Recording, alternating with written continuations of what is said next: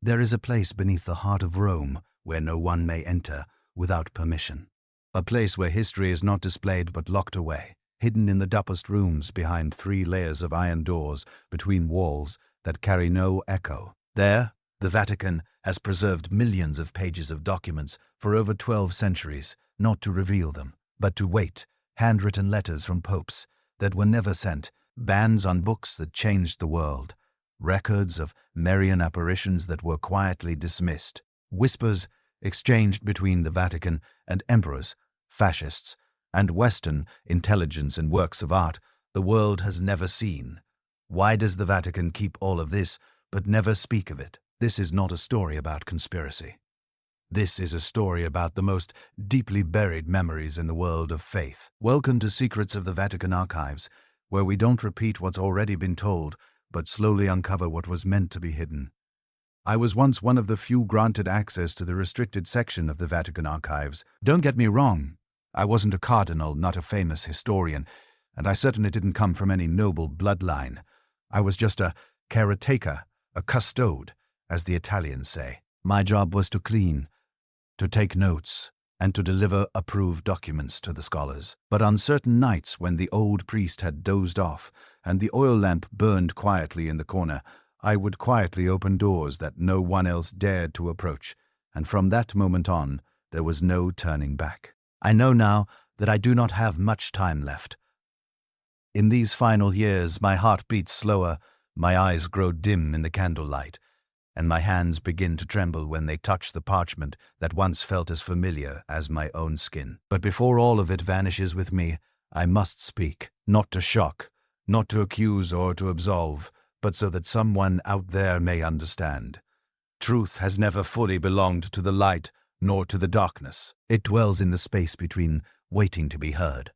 I have seen the letters never sent by Pope Pius the Day, resting quietly in an unmarked drawer. I have read forbidden copies of books once listed as threats to the faith.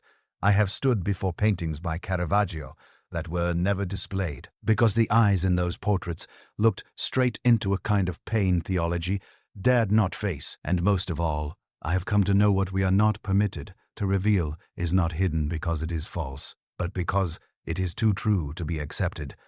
I do not ask you to believe me. I cannot offer proof the world would recognize. But if you are still listening, if you are still reading, and if you are still reading, and if somewhere inside you still believe that beneath every haloed glory there lies something deeper, something unresolved, then perhaps you are the one.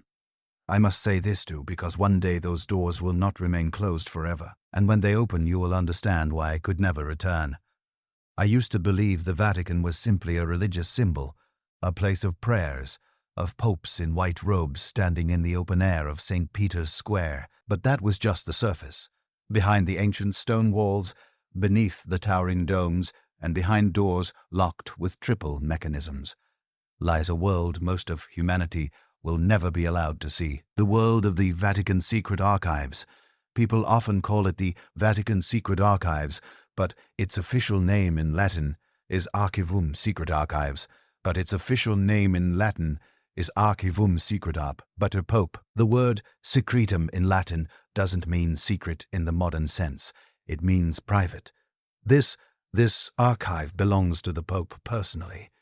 It does not belong to the Catholic Church as a whole, and yet that very privacy is what has made this place the subject of so many theories, from political investigations to the search for lost legends.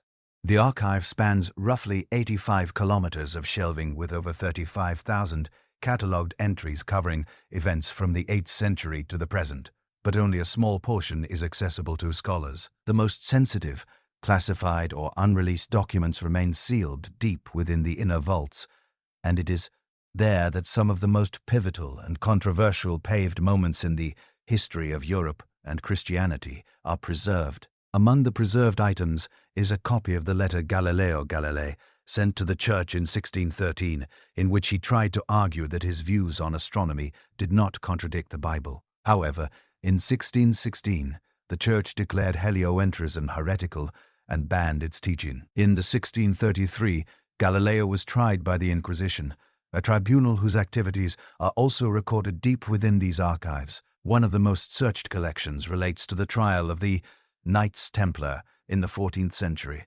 For hundreds of years, it was believed that the Vatican had destroyed all records of the trial. But in 2001, an Italian scholar named Barbara Friel discovered a copy of the Pergamentum Shenol, a document revealing that Pope Clement V had secretly absolved the Templars. This finding directly contradicted the long-held belief that the Church had agreed to their destruction. It raised a haunting question. Why was that truth hidden for more than 700 years? Then there are documents about the Vatican's relationships with authoritarian regimes in the 20th century, especially Nazi Germany. The archives contain hundreds of letters exchanged between the Vatican and Hitler's regime, along with reports sent from German bishops to the Holy See. These materials suggest the Vatican had early knowledge of the mass killings of Jews, but their response was deeply complicated, shaped by faith, political calculation, and fear of persecution. In 2020, after decades of controversy, the Vatican finally opened part of the archive related to Pope Pius XIII, who led the Church from 1939 to 1958 during the years of World War. This was a groundbreaking moment for historians, as Pius had long been accused of remaining silent during the Holocaust. The newly released documents revealed a more complex picture. He was not entirely silent, but chose to act quietly behind the scenes to save lives, a strategy that still sparks debate over its morality and effectiveness. But the archives are not limited to religious affairs. They also contain handwritten letters by Michelangelo, sketches by Bernini, a farewell note from Mary, Queen of Scots, before her execution, and even a letter from a Native American chief to the Pope in the 19th century. The Vatican archives are like a gateway connecting all of history, from the bloodshed of the Crusades to the revolutions of science, from theological schisms to modern political schisms to modern political intrigue. Despite holding such a treasure of history, access to the archive is strictly limited. Each year, only around 60 to 80 scholars are allowed to study on site. They must apply, specify their research topic, and follow strict rules. No photographs, no photocopies, and no documents may leave the room. Most importantly, no one is allowed unrestricted access.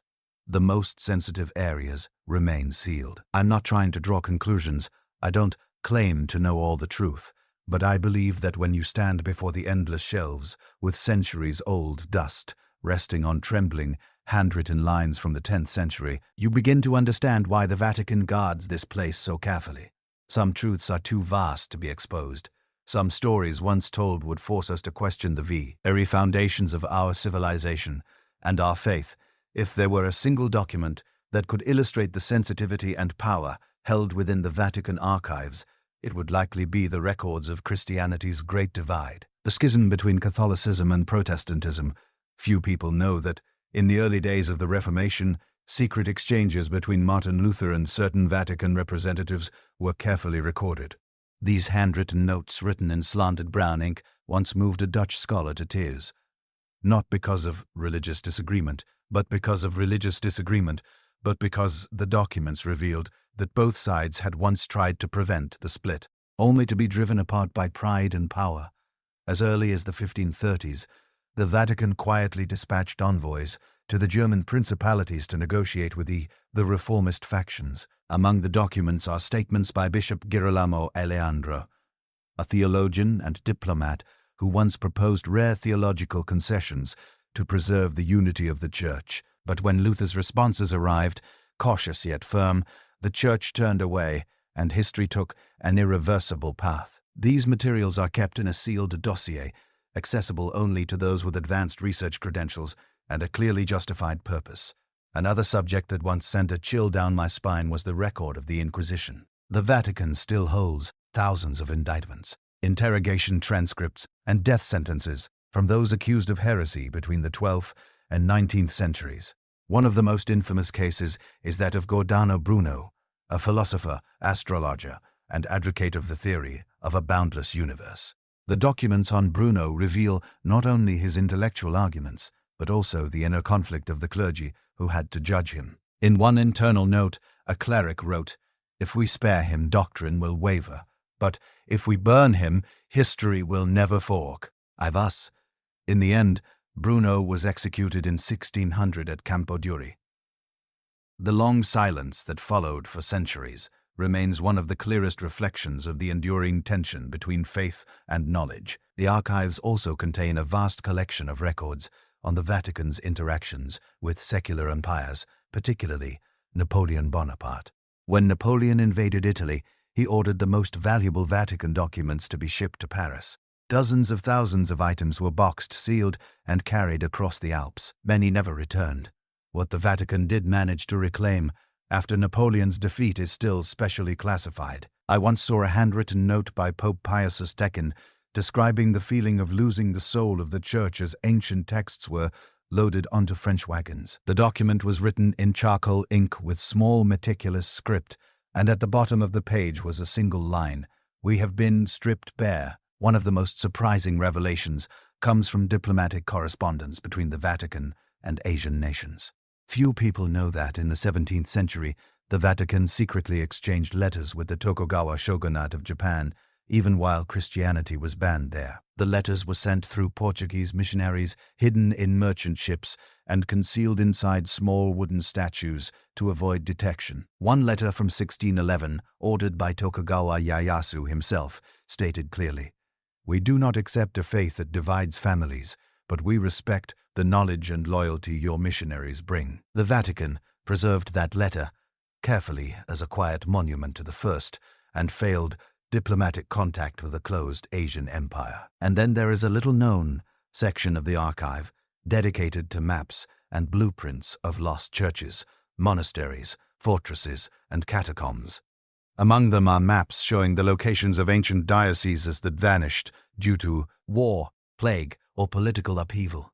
One that still haunts me is the floor plan of Montserrat, the site of a siege and mass burning in 1244 during the crusade against the Cathars. On that map, there is a strange marking, an escape route, that does not appear in any official records. No one knows if the last Cathars managed to flee, but the document remains neither confirmed nor denied. And like many other secrets in this archive, it stands as a reminder that history has never been a simple story.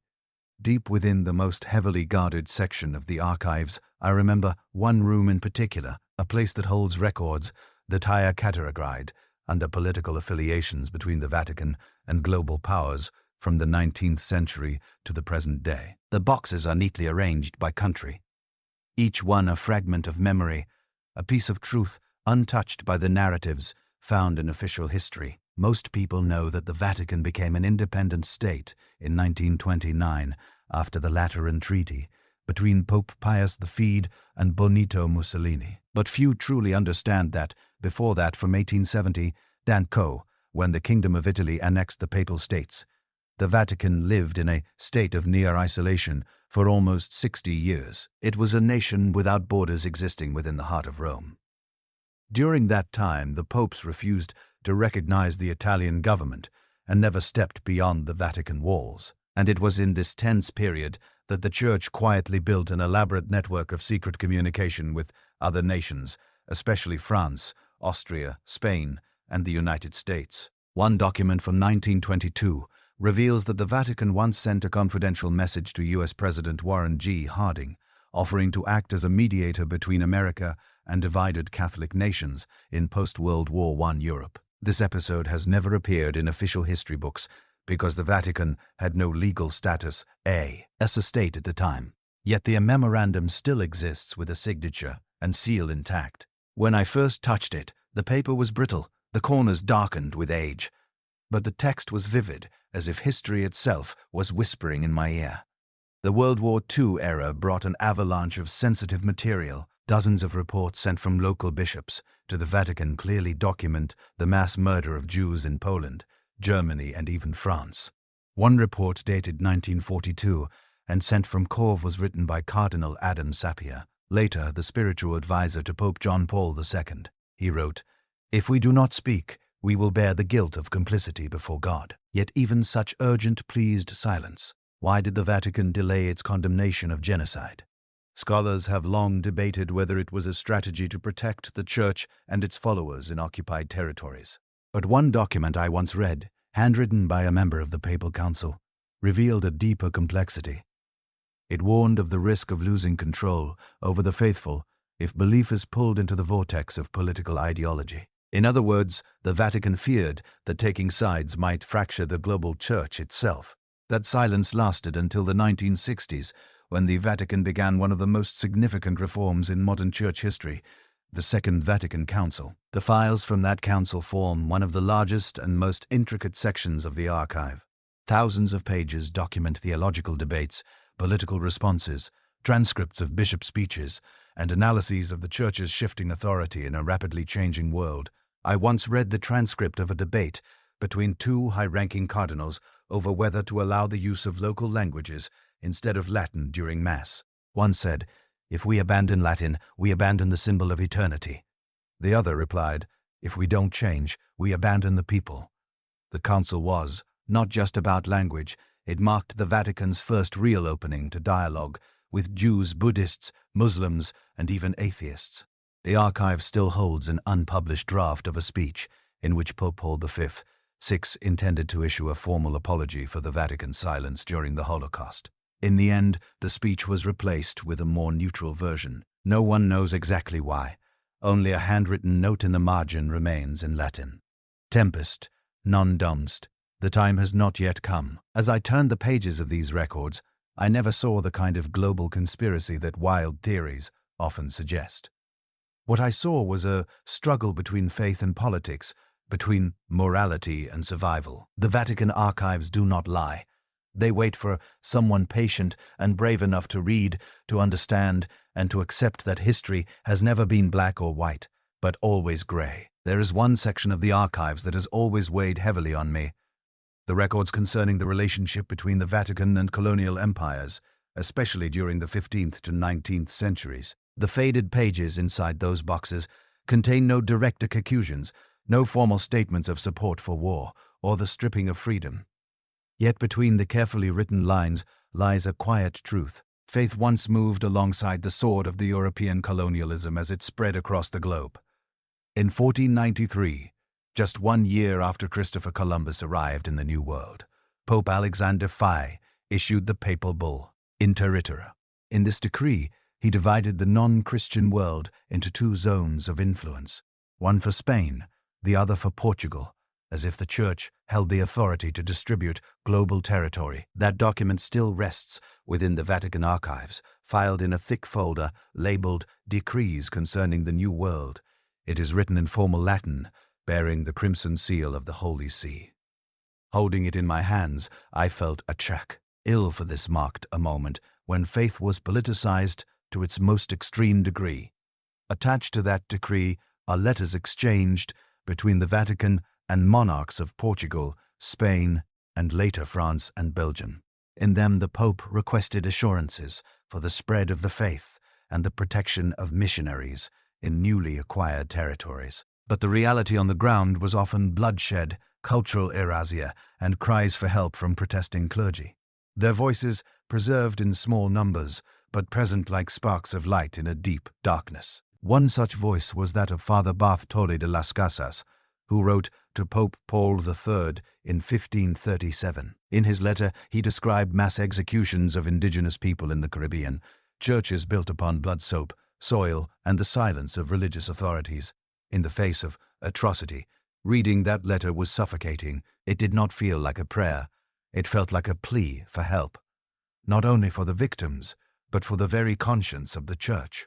Also preserved in the archives is a draft of the Apostolic Brief Sublimis Deos, issued in 1537 by Pope Paul III. In it, he declared that indigenous peoples of the Americas were truly human with souls and the right to receive the gospel, and that they should not be enslaved. It was a progressive document for its time. Yet, tragically, its application was quickly withdrawn under pressure from European monarchs who refused to give up the economic gains of slavery. As one moves into the 19th century, the Vatican's diplomatic role in protecting religious interests within African and Asian colonies becomes increasingly apparent. In the archives related to Indina, I once read through a thick dossier detailing the presence of French missionaries in Vietnam before the French invasion. There were letters sent back to Rome describing the pressures faced by Catholic converts under the Angevin dynasty, but interwoven into those reports were phrases such as opportunity to expand influence and mediating role with Western merchants, lines that reveal how faith and secular power had begun to merge in ways that were difficult to separate. It is important to note that the Vatican did not directly order colonial conquests. Yet, through the stamps of approval, the formal blessings and the moral legitimacy it extended, one can trace the Church's role in validating empires and in soothing the conscience of those who conquered. The Vatican archives also contain many records that reveal internal dissent. Not a few priests, monks, and bishops protested the abuse of religion for colonial purposes. One document from 1885 tells of a French bishop in the Congo who submitted a formal protest to the Vatican after witnessing hundreds of people have their hands cut off for failing to meet rubber quotas for King Leopold. I's company, the Vatican's response, was recorded in a single brief line. "We pray for them, but intervention is beyond reach." Perhaps that is why the Vatican archives are not just a repository of memory. They are also a mirror reflecting the fragile boundary between faith and politics, between righteousness and power. As I look at the cracked red wax seals, the signatures of popes, cardinals, kings, and merchants, I am reminded that history is never linear, and the Vatican, for all its sanctity, was once a participant in decisions that reshaped the course of human civilization. If you believe the Vatican's role in politics ended in the Middle Ages or during World War II, you might be surprised to learn that the archives continued to record significant moments of history, well into the latter half of the 20th century. One of the most secure areas in the Vatican archives houses the diplomatic records of the Holy See's engagement with global powers during the Cold War, particularly in Eastern Europe, Latin America, and the Soviet Union. I remember vividly the first time I accessed a thick file on Poland in the 1970s, the period when the Solidarity movement began to emerge as a symbol of anti-communist resistance. Many people know that Pope John Paul II, the first Polish pope, supported this movement, but few realize that the Vatican, through covert channels, sent funds, printing equipment, and even intelligence to opposition groups. These actions are documented clearly in the internal reports. One memorandum sent from the Vatican Secretariat of State to the Apostolic Nuncio in Warsaw bears the handwritten note of Cardinal Caseroli. This is not only a defense of faith, this is a moment of survival. These documents reveal that the Vatican was not merely a passive observer, but a sophisticated political actor, using soft power to influence major shifts in the global order. Poland was not the only focus. The Vatican also intervened deeply in Latin America. In one confidential file concerning Argentina during the years 1976 to 1983, the period of the Dirty War, I came across troubling reports, pleas from local bishops, lists of kidnapped priests, and the Vatican's conflicted responses. One telegram from Buenos Aires referenced Father Carlos Muga, who was assassinated for supporting the poor and opposing military violence, but the Vatican's reply simply stated, "We cannot publicly take sides in an internal conflict." That sentence stayed with me for a long time, not because it was entirely wrong, but because it reflected the Vatican's traditional strategy to act quietly, remain publicly neutral, yet offer discreet support to the side it believed was just. In Chile, during the rule of Augusto Pino, the archives show periods of silence and moments of indirect pressure. A fully recorded private meeting between Cardinal Angelo Sardano and Chilean military led. Airs includes a message expressing concern that the Church is being perceived as a refuge for enemies of the regime. At the same time, records confirm that the Vatican protected priests who were sheltering political fugitives, not by public decree, but through internal memos requesting the reinstatement of dismissed bishops sympathetic to the opposition. The Cold War also brought complex dynamics to the Vatican's relationship with the Soviet Union. Though Catholicism was heavily persecuted in Soviet territories, the Vatican maintained discreet communication channels. A typed report dated March 12, 1962 details a confidential meeting between an unofficial Vatican envoy and a representative of Khrushchev's government in Vienna. The conversation was not explosive. They discussed religious freedom and clerical safety. But the fact that the meeting occurred sent a clear message. The Vatican was willing to talk if it could save lives and preserve faith. It is important to note that the Vatican did not always stand on the side of justice.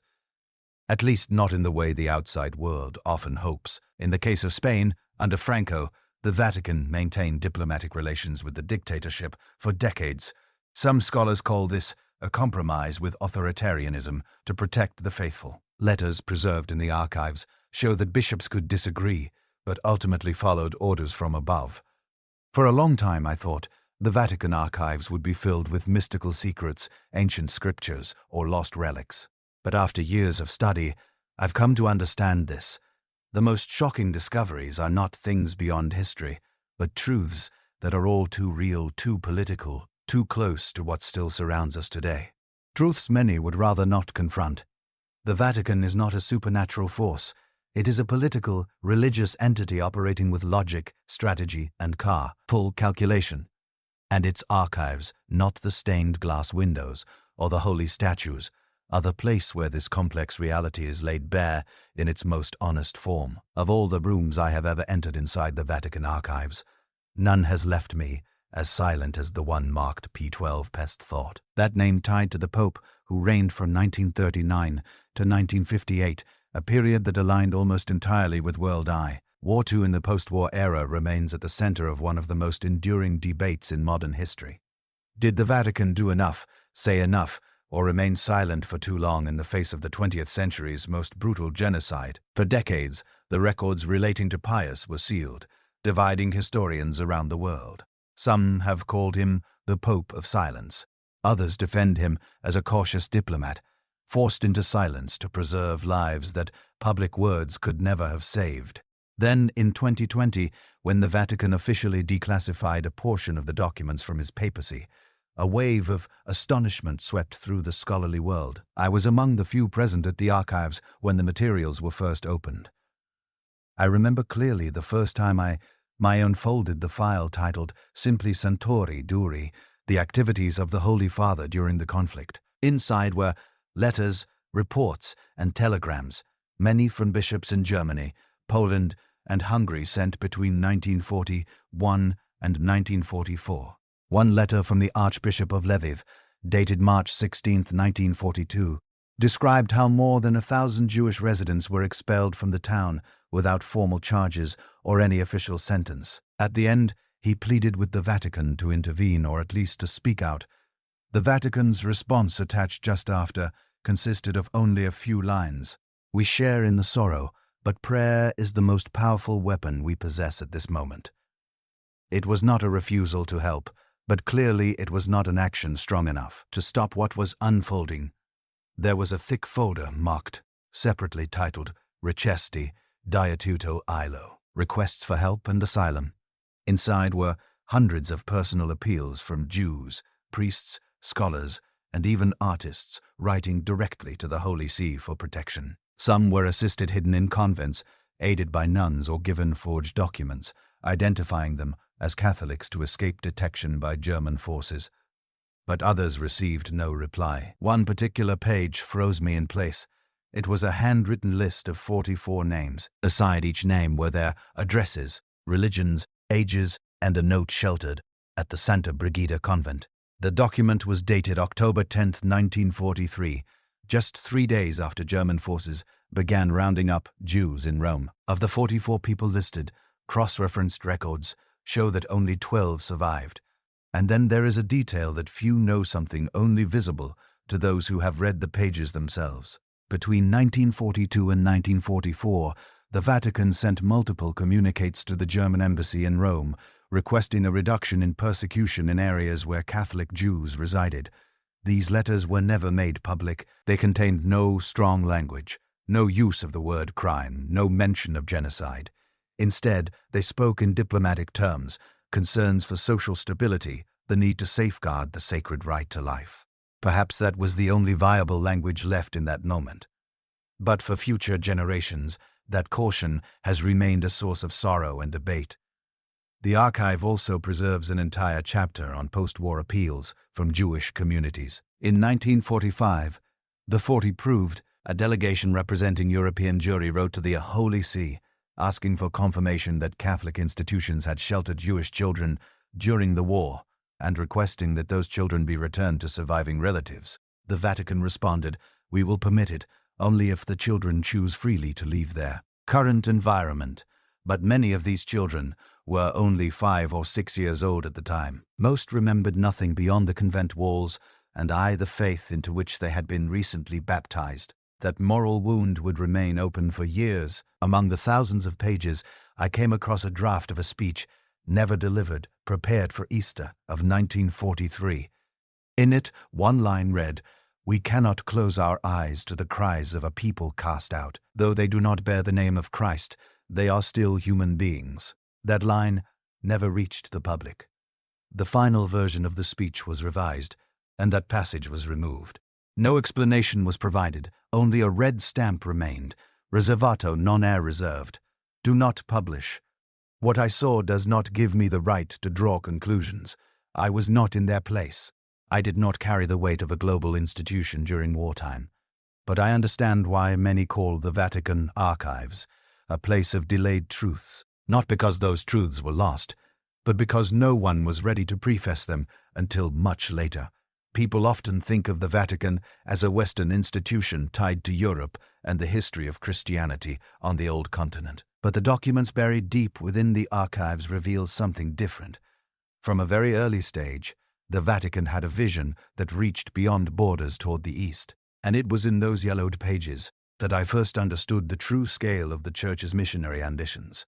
Its attempts at dialogue and the profound, often conflicting encounters between Catholicism and Asia. One section of the archives is titled Mission d'Oriente, Eastern Missions.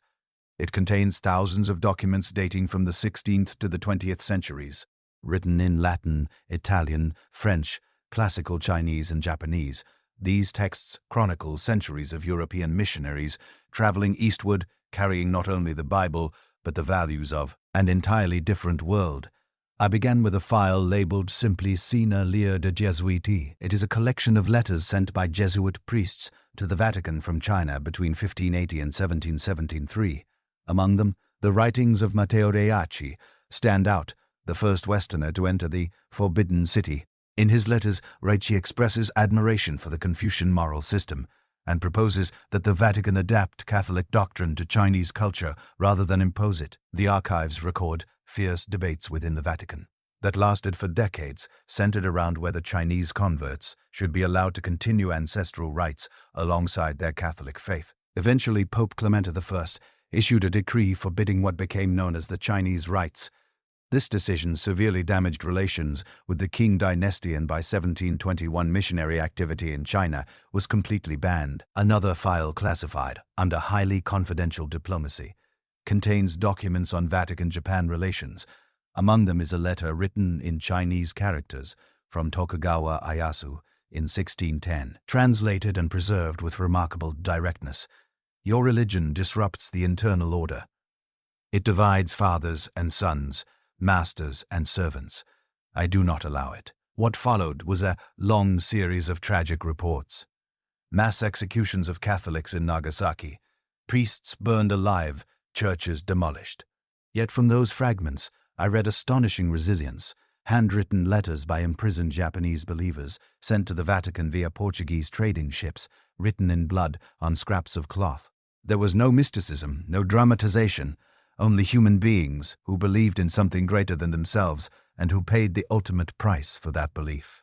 Then I entered a different world, the documents relating to Vietnam. The current here had its own distinct character. Caught between East and West, in faith and sovereignty, between mission and politics. One file from 1790 preserved a letter from Bishop Pignot de Bede to the Vatican reporting his efforts to help Prince Guen and later Emperor Guilong rebuild his forces and reclaim the throne. That letter was not just a missionary report. It was living evidence that Catholicism played a role in shaping modern Vietnamese statehood, not merely as a foreign religion but as an agent in nation-building. But the archives also record the darker chapters, the anti-Christian edicts of the Nguyen dynasty, the executions of believers, the desperate pleas from missionaries. One document from 1830 3 counts the Levancoy rebellion, noted to have some support from Catholic communists, and the Vatican's cautious reaction. We must not allow faith to become entangled with rebellion. That line reflected a quiet tension between the desire to protect the faithful and the fear of being drawn into uncontrollable local conflicts. In the 20th century, the Vatican-Vietnam relationship grew even more complex. One file covering the period from 1954 to 1975 is dense with reports on Catholic life in the North, the mass migration to the South, and the influence of the Saigon government in episcopal appointments. A letter from Pope Pius XI to President Nguyen Diem offered blessings but carried a subtle message.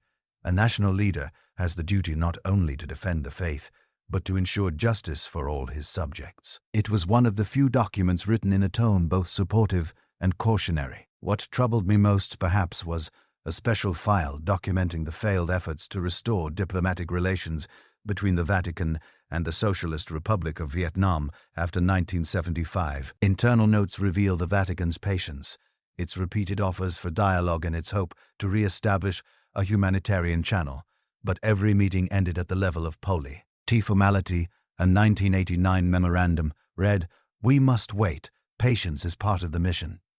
Even in the pages that remained silent, I could feel the weight of history.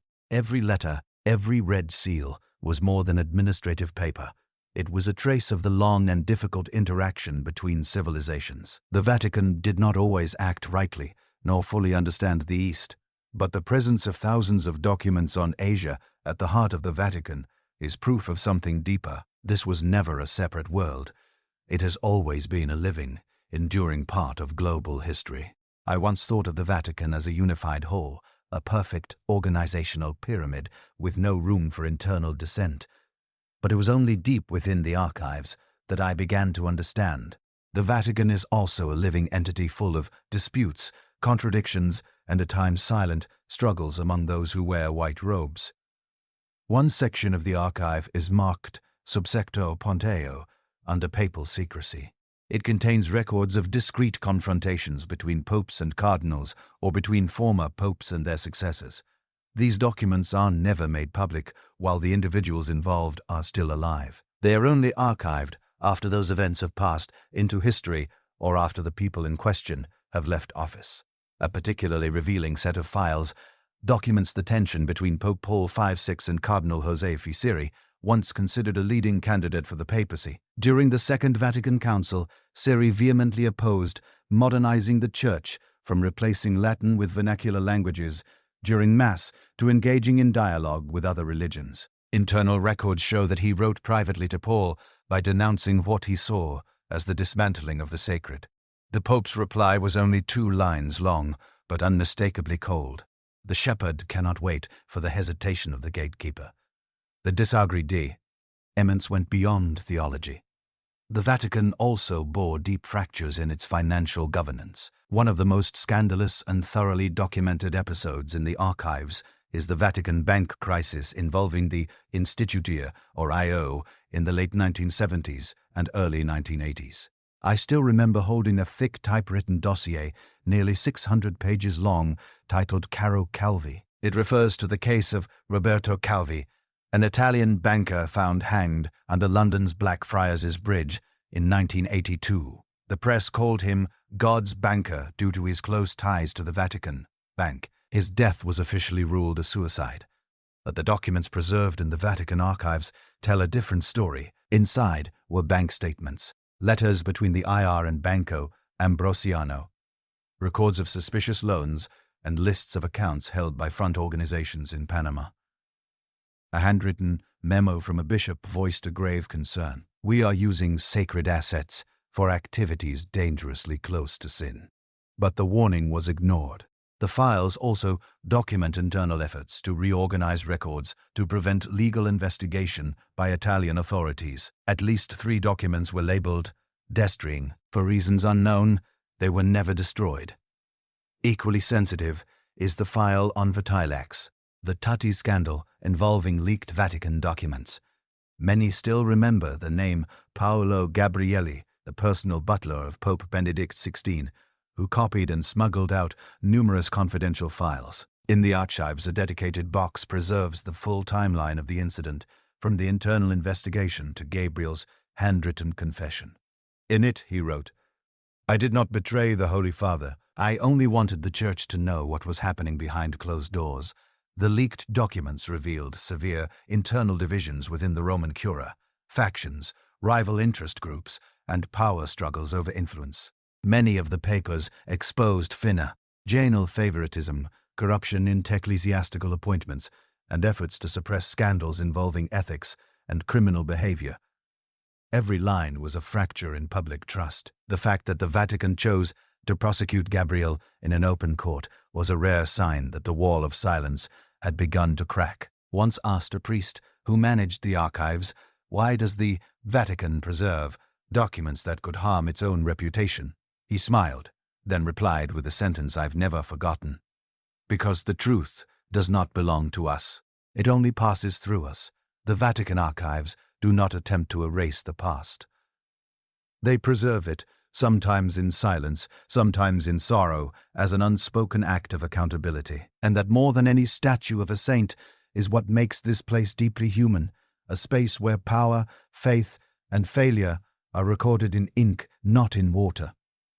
There is something few people know. Not every meeting between a head of state and the Pope is publicly announced. To the outside world, the press releases only a few photographs of handshakes and a diplomatic statement about mutual understanding, cooperation, and peace. But in the Vatican archives, I found handwritten records of what was truly said behind closed doors. Exchanges that were sometimes blunt, sometimes emotional, occasionally marked by disagreement, and always written carefully in ink designed to last a century. One of the most striking files is a record of the meeting between Pope Pius V and Nazi Germany's ambassador to the Holy See, Diego von Bergen, in 1939. This took place just after Hitler had invaded Czechoslovakia and tensions with Poland were rising. In the internal note, the Pope did not issue a direct condemnation, but asked pointedly, "Does your government still control the hatred it has sown within German society?" The ambassador did not give a direct answer. The file ends with the a mark. The atmosphere turned markedly cold. There was no closing prayer. A small detail, yet it speaks volumes. Turning to the 1960s, I came across the record of a meeting. In 1960-12 fire between Pope Polsk and Soviet Foreign Minister Andrei Gomiot. In public, the meeting was hailed as a historic effort to reopen dialogue between East and West. But in the archival transcript, the scribe noted, "The Soviet delegation stated that religion is a tool for distorting historical truth."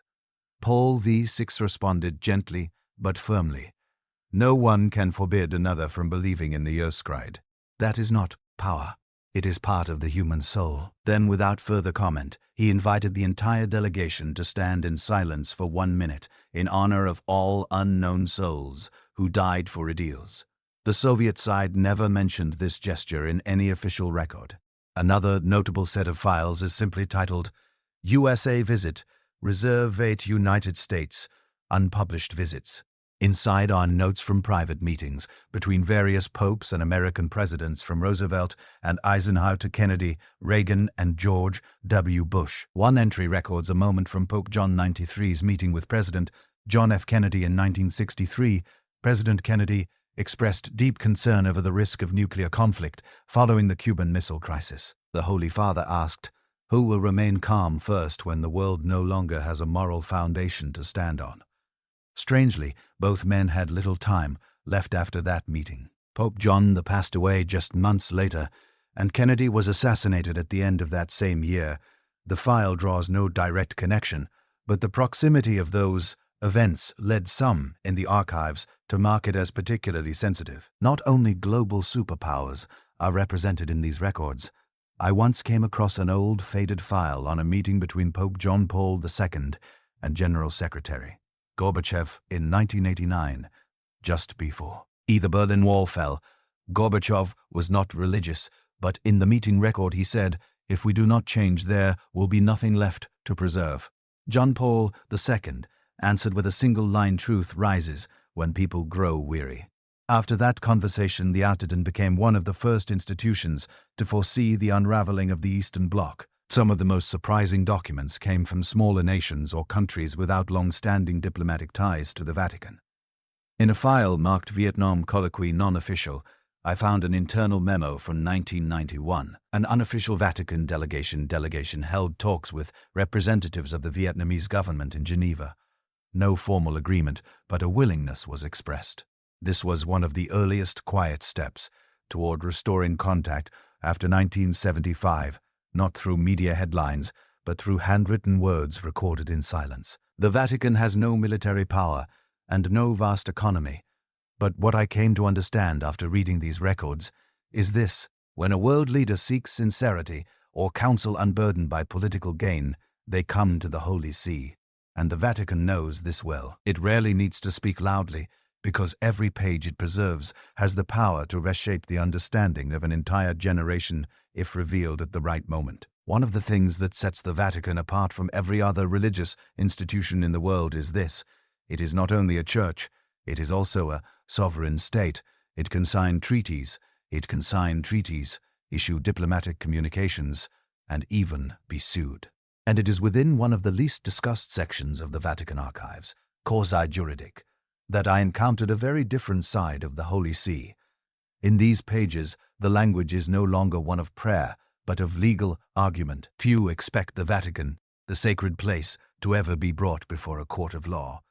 But, in reality, since the early 20th century, there have been hundreds of legal disputes involving the Vatican, both internally and with foreign governments. One thick file details the famous legal conflict between the Vatican and the Italian government following the signing of the Lateran Treaty in 1929. The issue was not merely about borders or privileges, but about the ownership of hundreds of buildings, churches, and monasteries across Italy. One memorandum clearly states, "We cannot allow sacred ground to become negotiable property, but neither can we allow it to be nationalized without condition." The negotiations dragged on for years, at times threatening to become a diplomatic crisis. The Vatican had to prove legal ownership of property dating back to the medieval period, often using original documents drawn from these very archives, written in Latin and signed by popes as far back as the 12th century. Thanks to that, many Catholic properties still retain their legal inviolability today. But perhaps the most painful and deeply unsettling documents are those relating to cases of sexual abuse within the Church, which erupted into global public view in the early 2000s. Filed under a sensitive category marked Casi Disciplinary Riveti, confidential disciplinary cases. One file details an internal investigation from 1962 in a North American diocese. The victim was a minor. The perpetrator was a priest who had already been reported multiple times. But in the memo, the directive from above was clear: transfer this individual to another parish. Do not make the matter public. Avoid scandal for the community. No warning was issued to the next congregation. Years later, the same offense occurred again. This was not an isolated case. Similar files appear from Ireland, Germany, Argentina, the Philippines, some of which were never covered by the media. Letters from victims reached the Vatican, sometimes handwritten with trembling script. "I don't know who else will listen. Please don't pretend nothing happened." Some received no reply. Others were labeled for internal review. The Vatican has never denied that abuse occurred, but it approached the issue as an institutional crisis, not simply as a matter of individual crime. Since 2001, the Holy See has implemented stricter disciplinary procedures, and many files document that gradual shift. Yet what silenced me was the agonizing slowness of change. In a 2010 report, one bishop acknowledged, "We were so afraid of scandal that we forgot who it was we were supposed to protect." Beyond abuse cases, the Vatican has also faced numerous international lawsuits over disputed assets, particularly in the aftermath of World War II. One file from 1997 documents a case brought by descendants of Jewish families alleging that the Church held golden valuables looted by the Nazis. The Vatican denied responsibility, but the file remains archived under unresolved claims. Another highly sensitive case involves the Vatican museums, which house tens of thousands of artifacts from across the globe. including items originating in countries once under colonial rule. In one petition from Peru, the government requested the return of a ceremonial Incan mask. The Vatican responded with a formal statement. This artifact is a record of history. It carries no ownership value but belongs to the memory of humankind. The matter was left unresolved, like so many others. The archive never offers conclusions. It only preserves evidence. But as you read through hundreds of legal briefs, lawsuits, pleas, and carefully worded replies, you come to understand the Vatican is not removed from the world. It is drawn into it layer by layer by the very nature of being human. And when humans err, even in white robes, the paper records remain impartial, emotionless, but impossible to deny. There is a section within the Vatican, archives, that even many Catholic scholars have never accessed, not because it is the most heavily guarded, but because it demands a very particular kind of knowledge, Koine, a Greek ancient Hebrew, and the Latin of the early Church. This place is informally known as the First Manuscripts Room, a chamber that holds the foundational texts of Christian belief, ancient Bibles, the earliest translations, and even the writings that were excluded during the formation of the scripture we know today. The first time I entered that section, I hardly dared to breathe, not out of fear, but from a sense of reverence. Standing amidst millennia of handwriting inscribed by hand on animal parchment, with ink made from ash roots, and the tears of those who believed their words were divine in origin. Tucked inside a worn wooden drawer was a copy of the Codex Vaticanus, one of the oldest surviving Greek Bibles, dating back to the 4th century. Its text is not identical to the printed Bibles we know today.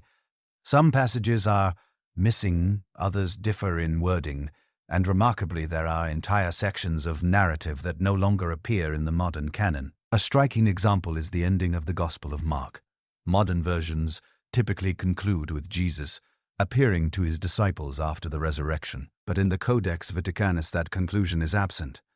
The text ends abruptly with the words, "and they were afraid." This has long stirred scholarly debate. Is the widely known ending a later addition? And the Codex is not alone. In a small metal cabinet with 3 locks, I once saw a folder labeled Evangelia Apocrypha, the apocryphal Gospels that were excluded from official scripture. Among them were the Gospels of Thomas, Mary Magdalene, and Philip, writings rediscovered at Nag Hammadi, Egypt in 1945. Thou, at the Vatican, had copies long before. The Gospel of Thomas, for instance, consists of 114 sayings attributed to Jesus, but arranged without narrative structure. One saying reads, "The kingdom of God is within you and all around you." If those words truly came from Christ, they raised deep theological questions about the necessity of the Church as an intermediary between humanity and the divine. Perhaps for this reason, such texts were never canonized. Even more controversial is the Acti, the Acts of Pilate. This document presents the Roman governor's supposed defense after ordering Jesus' crucifixion.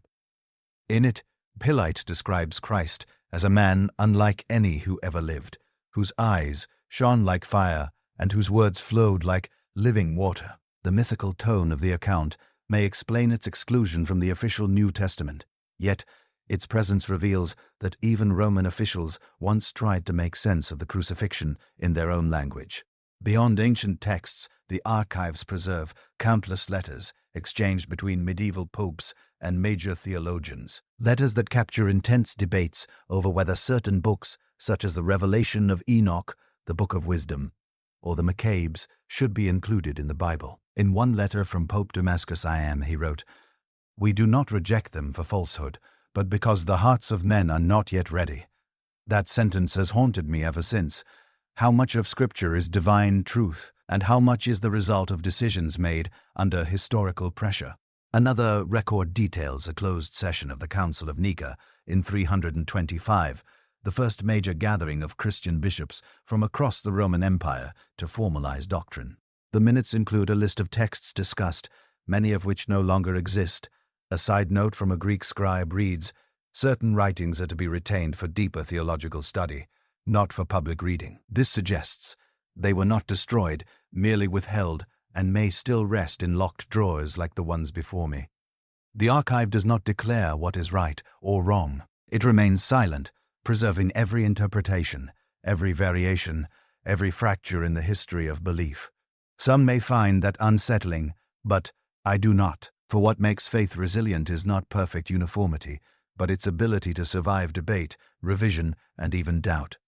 To the outside world, the Pope is a symbol of steadiness, the successor of Saint Peter, the embodiment of continuity and unwavering Catholic faith. But within the Vatican archives, behind private files, secret correspondence, and unpublished notes, lies something few dare to imagine. The Pope is human.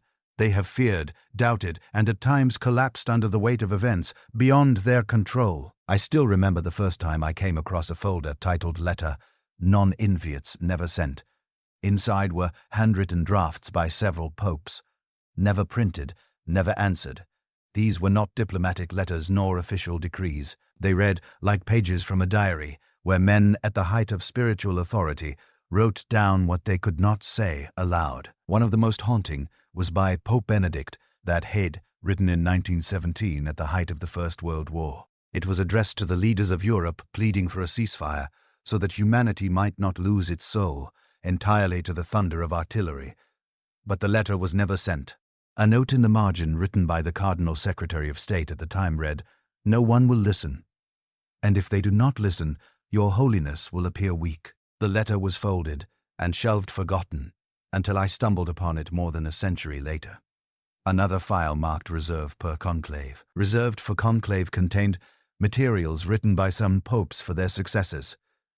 These documents were never made public, only intended for reading by the College of Cardinals during the papal election. One such memorandum, 12 pages long, was penned by Pope Pius VIII in 1938, just as the Nazis were consolidating power and anti-Jewish laws were spreading. In that memorandum, the Pope expressed deep concern that parts of the German Church had begun to silently cooperate with the fascist regime. He warned, "If we remain silent, history will not speak of our wisdom, it will speak of our complicity." That document was never read.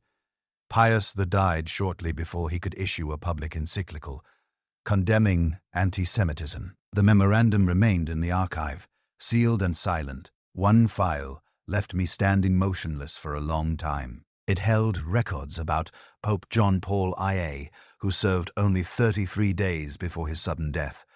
Many conspiracy theories have swirled around that event, but in the archives there was no intrigue, only the cold truth of internal memos showing that the Pope had been preparing a sweeping reform of the Vatican's financial administration, including changes to the Vatican Bank and a review of secret accounts linked to Italian financial institutions. In one of his handwritten notes he wrote, "The Church cannot preach purity if it is not transparent itself." That line was underlined 3 times, but he never had the chance to act, and in a meeting record held shortly after his death, one cardinal wrote, "We must continue the mission, but we must not touch the structural foundations." That sentence has echoed in my mind ever since. Even beloved popes like John Paul II and Francis have left behind handwritten letters heavy with emotion. One unpublished draft by John Paul II, written during the height of the abuse scandal, shows clear inner conflict. "I do not know if I have done enough. Every night I pray, not only for forgiveness from God, but from the victims I have." He never met.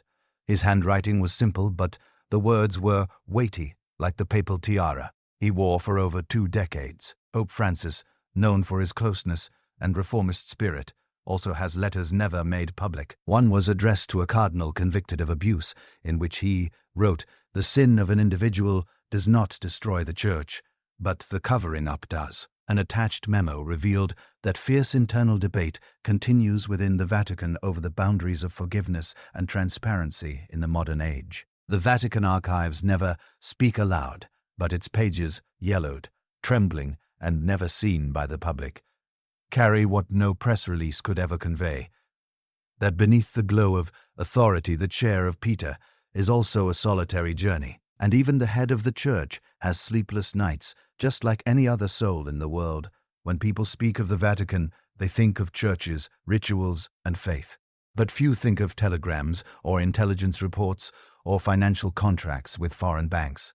And yet it is precisely these seemingly secular elements that occupy a considerable part of the deepest layers of the Vatican archives, where the Holy See's unofficial ties with worldly powers have been recorded line by line. One of the first folders that left me stunned bore the title Controversies Intelligence.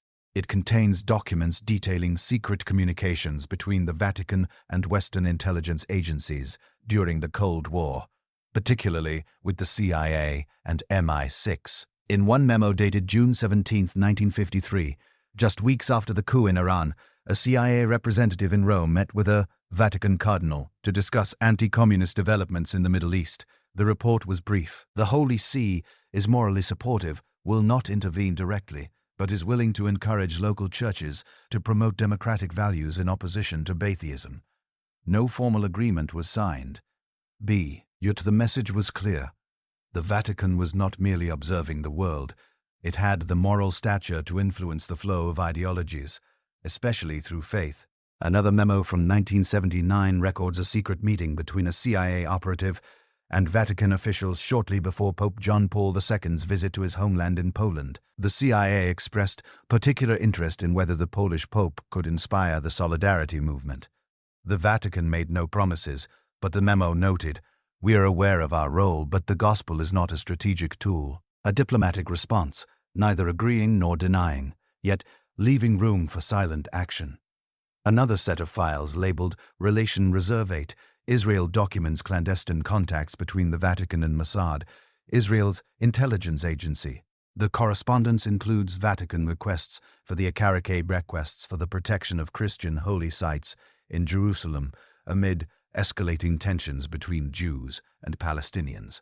A MSAD report sent back to the Vatican stated, "We do not care about the religion of the person standing in a sanctuary so long as they are not hiding weapons." The Vatican's reply was but telling, "We do not hide weapons. We preserve memory." The next layer I encountered had nothing to do with espionage, but with finance. A folder titled Banker, a Potter Banker.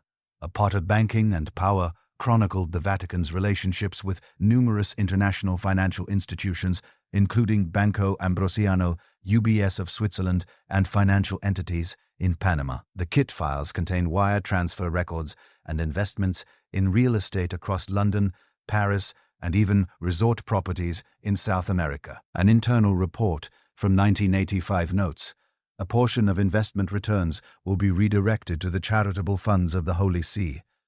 No public disclosure required." The concern was not that the Vatican was investing, but that it used shell companies to avoid scrutiny. Some accounts were listed under the names of pastoral foundations, but managed by financial directors of private banks. There were no signs of abuse, but the structure was so opaque that tracing funds was nearly impossible. And perhaps that was precisely the intent. What surprised me even more was a small, unnumbered, unstamped folder bearing only a handwritten title, Rapporti, Non-Official, Fraternita Reservate. This was a record of confidential encounters between high-ranking Vatican officials and representatives of Western secret societies, including the Freemasons, a group uncondemned by the Catholic Church. One memo dated 1969 records a bishop in Switzerland meeting with a senior Freemason of the European Lodge to explore possibilities for dialogue on human rights and freedom of conscience. No conclusions were reached, but notably, Vatican policy began to shift thereafter from outright prohibition to a more cautious stance of discouraging participation, creating a gray area in Itodrin, and allowing for interfaith dialogue with groups once branded as heretical. I found no evidence of conspiracy or Vatican manipulation of world events, but I saw clearly the Vatican does not live in isolation. It maintains a network not declared, not publicized, but quietly active for centuries, and its archives preserve every handshake, every letter, every unofficial meeting, as if history does not happen on stage, but in the wings, behind the curtain. When one enters the Vatican, the first thing they usually notice is the light from the stained glass windows, from the gilded brilliance of the Sion Chapel, from the flickering candles and shimmering statues in the Grand Basileus. But few are aware that alongside that light there exists another realm, one of silence, condensation, and ritual so intricate it borders on the mystical. And in the Vatican archives, what unsettled me most wasn't political documentation, but the rituals themselves. These are manuscripts that have never left the stone walls, read aloud only once, then locked away behind drawers, with 3 brass latches. One of the most astonishing documents I encountered was a handwritten manual titled Ordo Rituum Conclavis, over 80 pages detailing the precise sequence of steps in organizing the papal conclave. The original may not be copied or publicly released. It is not merely a description, and it is a living document containing whispered prayers, sealing rituals, and even coded signals used among officials to ensure no information escapes. A particularly striking section records the oath of the ceremonier Sigdu, the secret master of ceremonies, tasked with upholding absolute silence during the conclave. The oath itself is not fully written, showing only its opening line. "I swear before God and the shadow of St. Peter." The rest is transcribed in abbreviated Latin code intelligible only to the inner circle. A note in the margin reads, "Should the oath be broken, every prayer within the sanctuary will lose its virtue." Whether symbolic or literal, the gravitas of that sentence was impossible to ignore. Another document I came across was labeled to be used only when there is no pope. Ordo exec pontifatus maximi, the internal protocol following the death of a pontiff. It details every moment from who is allowed to enter the papal chambers first, who seals the doors, to the sequence for public announcement. One passage in particular sent chills through me. Before announcing to the world, the Camillo shall call the Pope's name 3 times in Latin through the closed door. If no response is heard, he shall declare the Holy Father deceased. It is not merely a ritual, it is the final symbol of both authority and mortality. I also came across short manual reserved for a rare event, Canonization Extraordinaria. The extraordinary canonization of a saint, outside the usual process, only 8 pages long. It contains strange prescriptions. The relic must be a non-composable element. The ceremony must last precisely 3 hours. Number more, no less. And the individual who proclaims the title must have a blood or spiritual bond with the saint's community. Whether these rules are still enforced is unclear, but the document remains untouched. One of the least known files was titled The Symbolist Non-Publicist on Non-Public System. Non-public symbols. It catalogues the secret symbols, items, and colors used by the Vatican in urgent or exceptional situations. For example, a red cord diagonally tied across a Vatican chamber signifies that the room is undergoing theological deliberation, meaning a doctrinal crisis is under discussion. Or a bottle of deep brown ink, known as ink of silence, is used only to write texts that will never be made public. Each symbol is accompanied by explanations in archaic Latin, understood only by the highest clergy. But what haunted me most was a thin black leather-bound book, without a title, marked only with a date, D.Am.CMXLV, April 3rd, 1945. Inside was a ritual, never enacted, prepared for the scenario in which Rome fell into the hands of fascist forces or the Soviet Red Army. It outlined how to seal holy relics, how to destroy sensitive documents, and described a rite called Benedictio Ultima, the final blessing to be performed only if Vatican sovereignty were completely lost.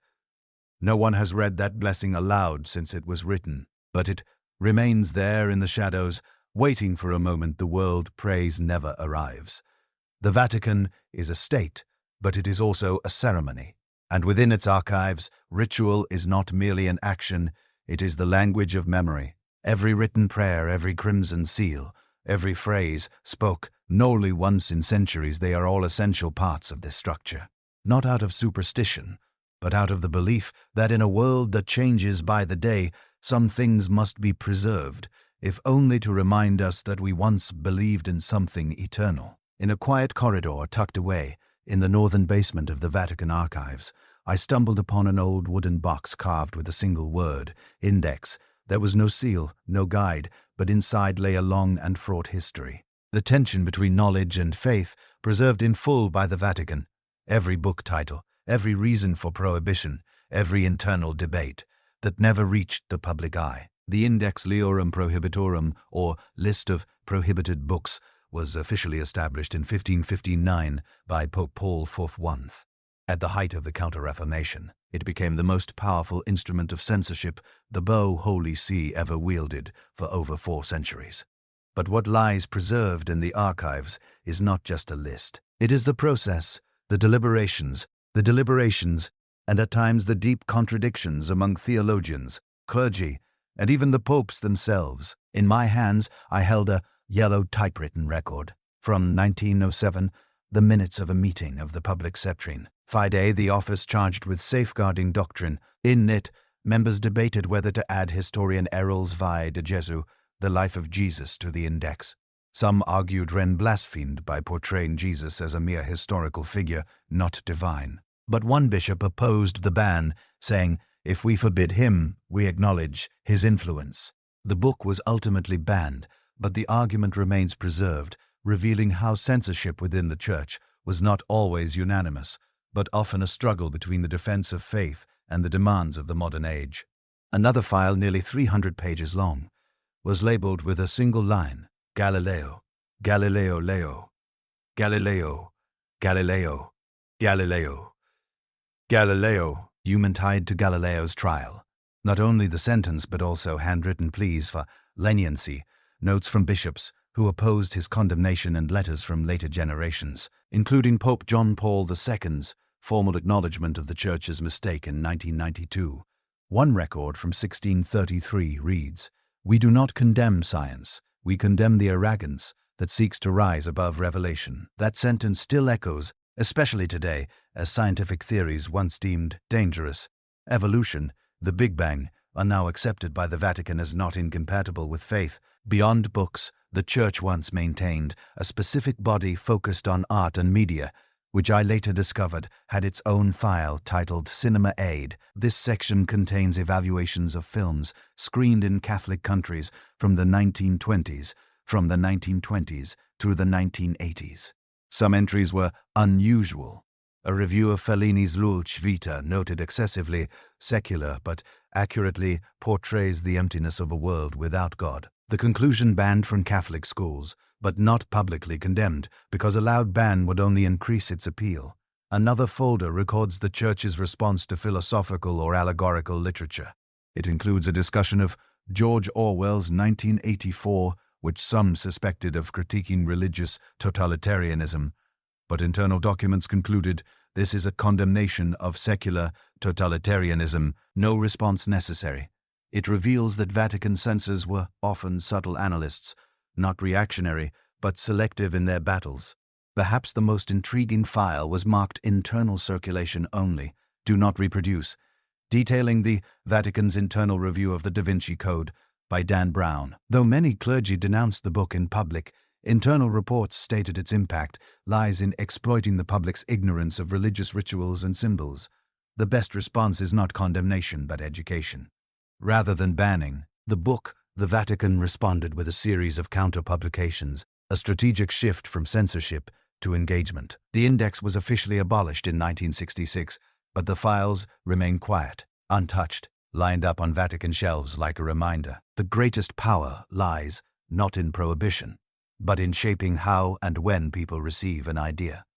And for centuries, the Vatican has not merely safeguarded the faith. It has shaped the threshold of knowledge, deciding how far it should open, when and to whom. When I stepped into the section labeled Crusata, an uncanny silence fell over everything around me. Gone were the 20th century maps, the diplomatic telegrams, the polished dossier between envoys. What remained were parchment scrolls, black ink, and red wax seals once pressed between the fingers of the most powerful men in Europe. This was where the Vatican kept what remained from a time when faith was transformed into war.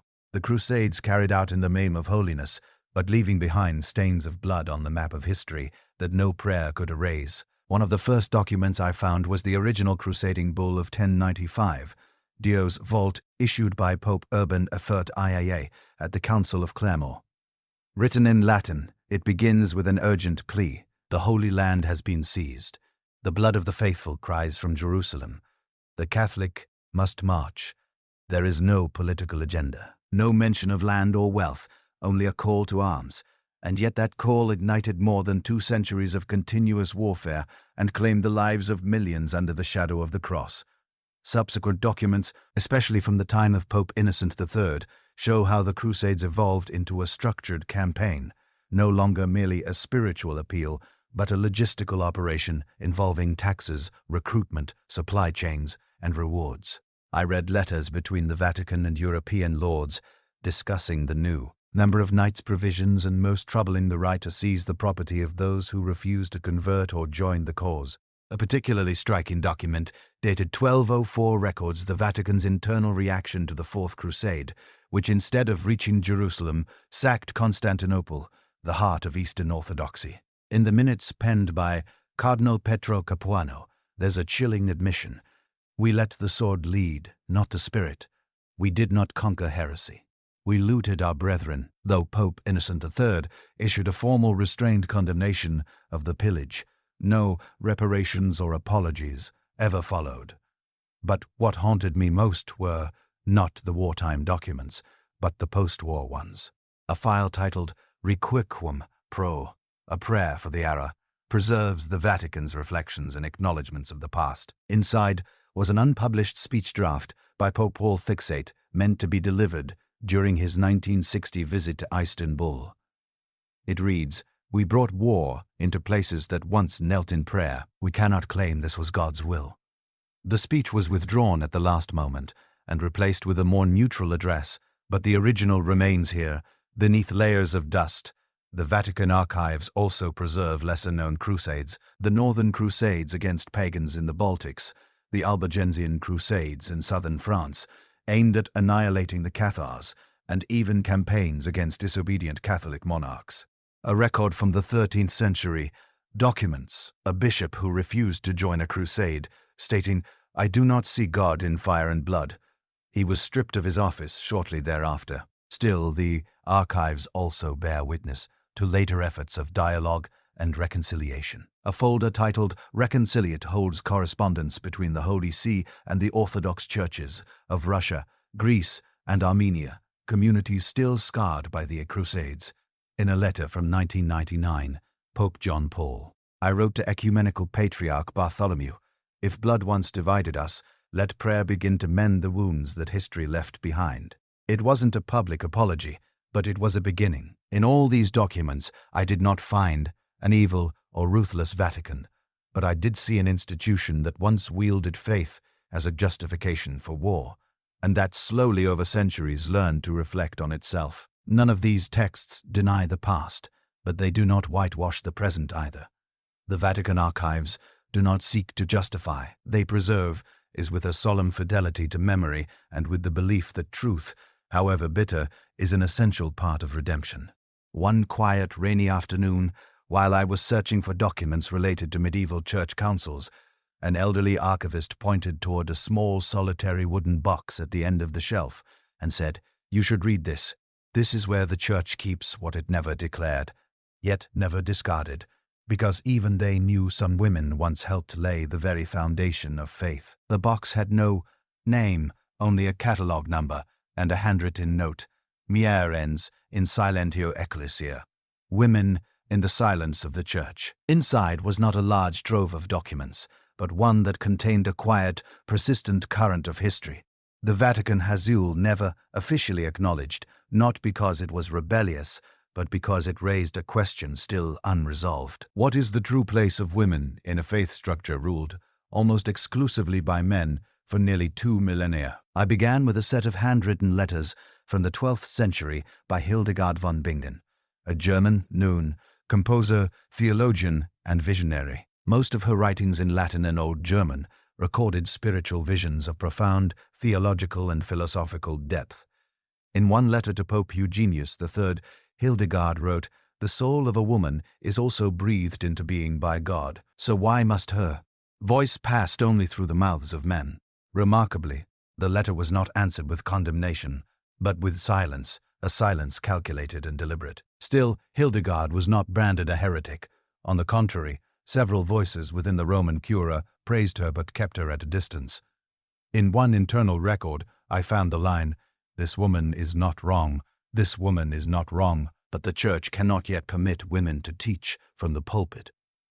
Her intellect was recognized, yet an invisible line remained, one she and countless others were never allowed to cross. Digging deeper, I found another file titled Monalium Scripture, Writings of the Nuns.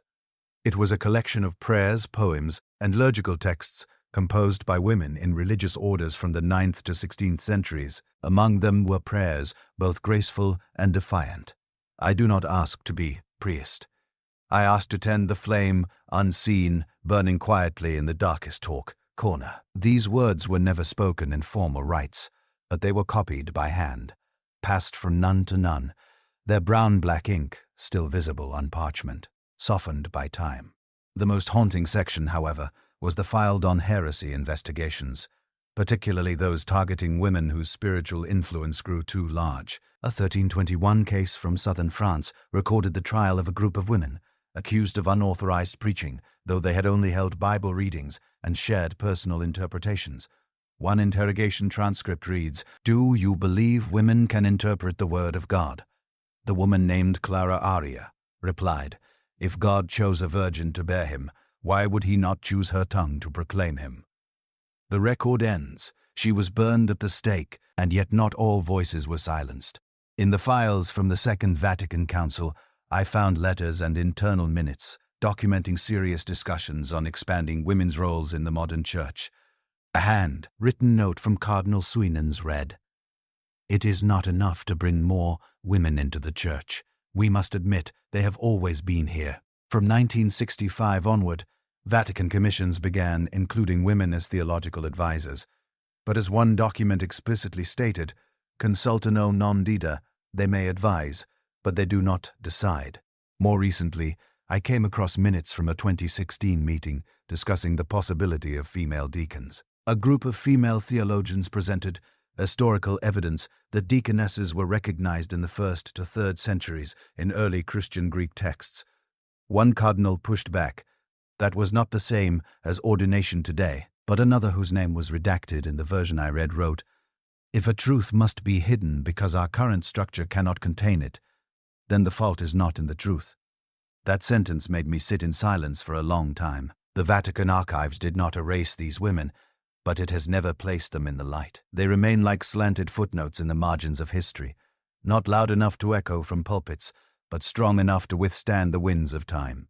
And as I closed that wooden box, I understood the Church was not built only of stone and men. It was built with the hands of women who laundered vestments, copied sacred texts, raised believers, and in silence carried the flame of faith through its darkest centuries. The Vatican is often seen as a moral haven, a symbol of faith and forgiveness. But the truth is, wherever there are humans, there are mistakes, and within the ancient stone walls surrounding St. Peter's Square, those mistakes don't always come from the outside. Sometimes they come from within.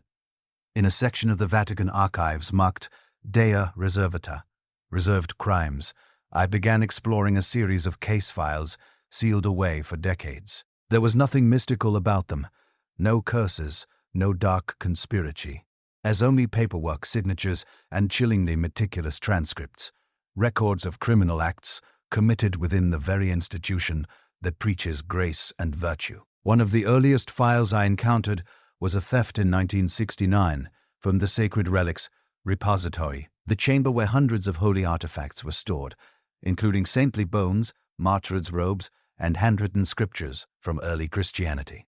According to the report, a young monk assigned to clean the vault secretly took a small box believed to contain relics of St. Lawrence. He didn't try to sell it.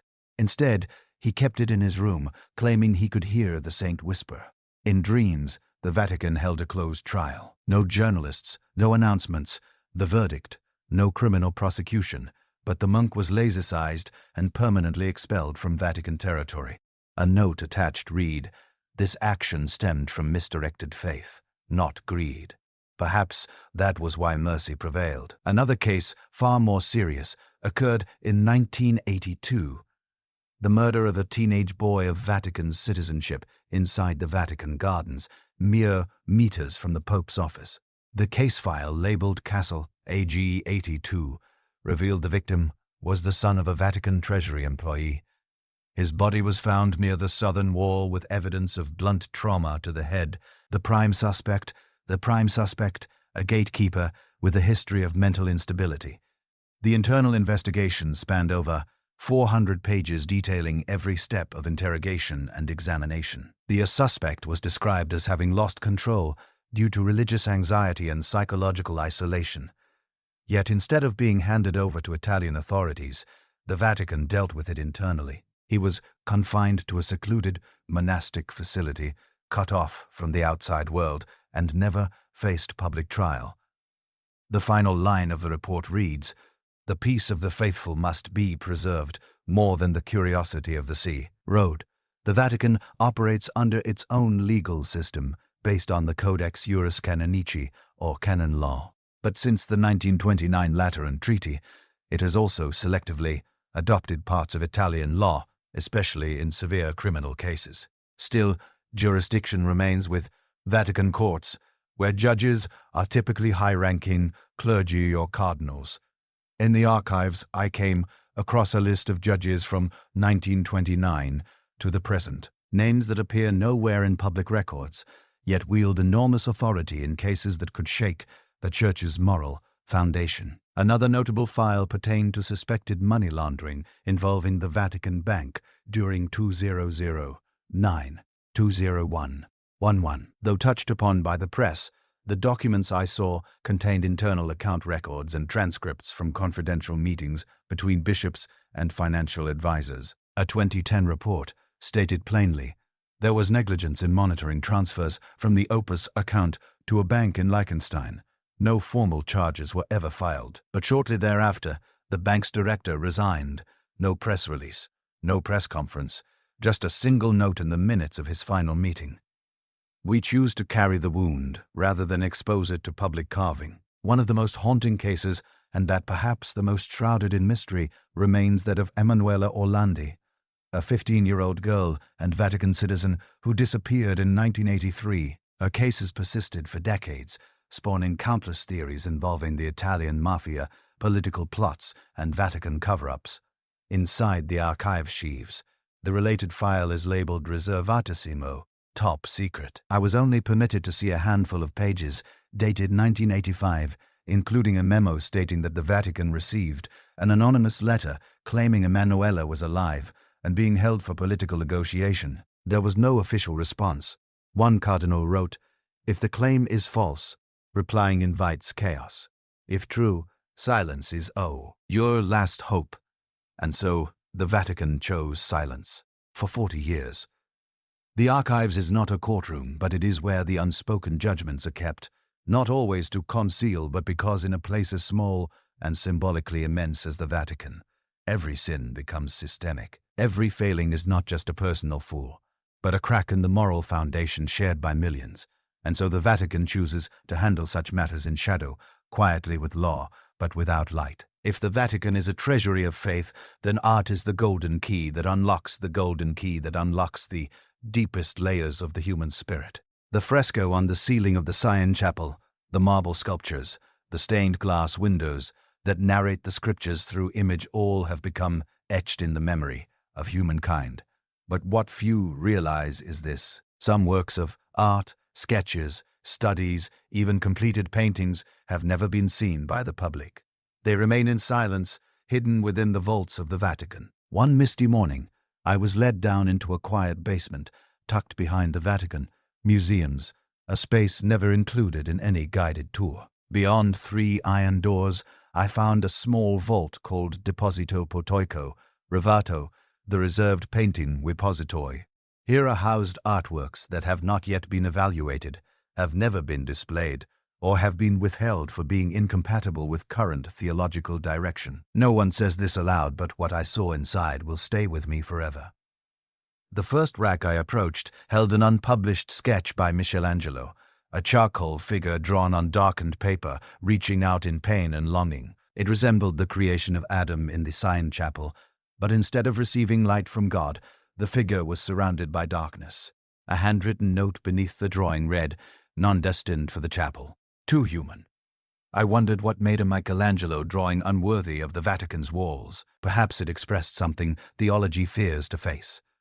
That humanity is not only a creature to be redeemed, but also one abandoned to despair, not always reaching toward the light. On another shelf were 2 oil paintings signed by Raphael Sanzio, though his signature had been faded over in gray ink.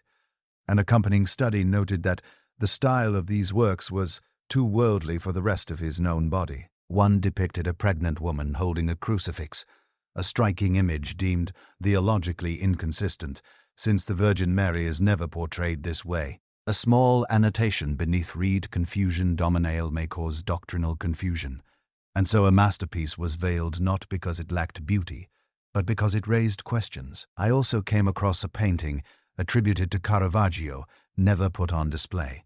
It showed St. Peter, not yet an apostle, as a humble fisherman, dirt on his face, gripping a torn fishing net. No divine light, no halo, no sacred symbol, just a tired man at the beginning of faith. Was that why it was withheld? Because it lacked the sanctified image of a purified saint, or because it felt too real? A different folder labeled Iconographia, contested iconography, listed artworks that had been requested to be removed, covered, or never reproduced. Among them were sculptures of the Virgin, Mary portrayed in African and Asian features, created by local artisans during missionary periods. A 1911 Vatican Cultural Council memo noted diversity as part of divine creation, but uniformity is necessary to preserve sanctity. Under that logic, many such statues were never placed upon altars. There was even a special section dedicated to modern art, documenting Vatican decisions to decline exhibitions or collaborations with major artists like Salvador Dalí, Francis Bacon, or Iwai. A 1950 internal document revealed Dalí had proposed a series of surreal revelations of the saints. Vatican officials responded, "We cannot allow sacred imagery to become obscure visual metaphor." But the Vatican does not destroy these works. Quite the opposite. They preserve them carefully, document each crack, each brush stroke, each layer of pigment, and yet they choose to keep them hidden, not because the art lacks value, but because in the blinding clarity of theology, what is too human, too raw, too unfinished, may shake a faith that relies on certainty. When I left that vault, I didn't carry images of angels or crucifixes.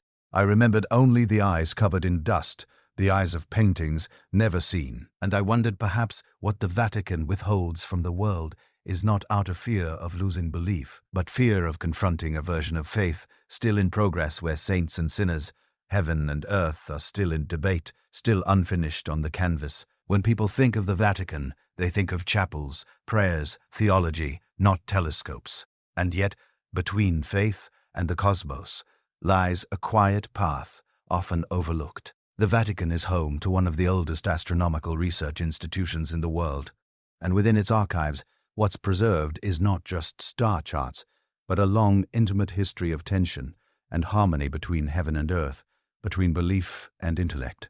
My journey began at a small filing cabinet labeled Specula Vaticanana, the official name of the Vatican Observatory. Inside were handwritten records from the 17th to the 20th century, notes on comet sightings, solar eclipses, and strange stars appearing in the night sky. One notebook dated 1610, copied from the original records of Christopher Clavius, the Jesuit astronomer who helped design the modern Gregorian calendar, reads, "The stars are not disorder. They are signs of an order we do not yet understand." In that line, I saw something deeply revealing. The VAT, it can never truly turn its back on science. It simply chose its own terms of engagement.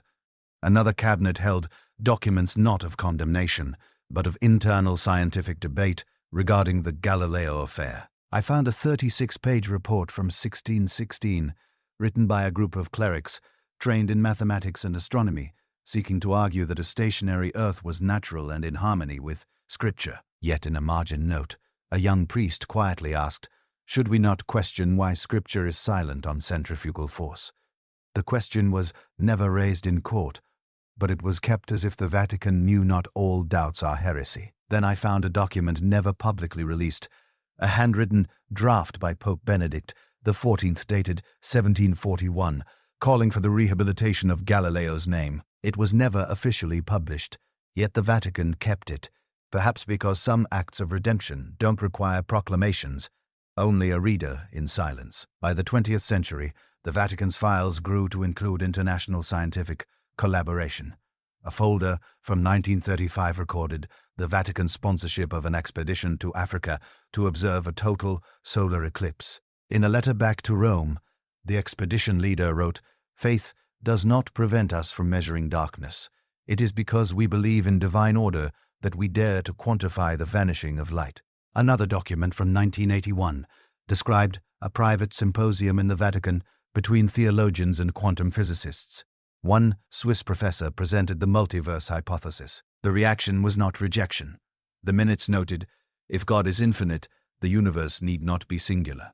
A rare statement, but a sign that the Vatican had quietly evolved, no longer a guardian of fixed truths, but a Bauhaus in dialogue with the ever-widening edges of understanding.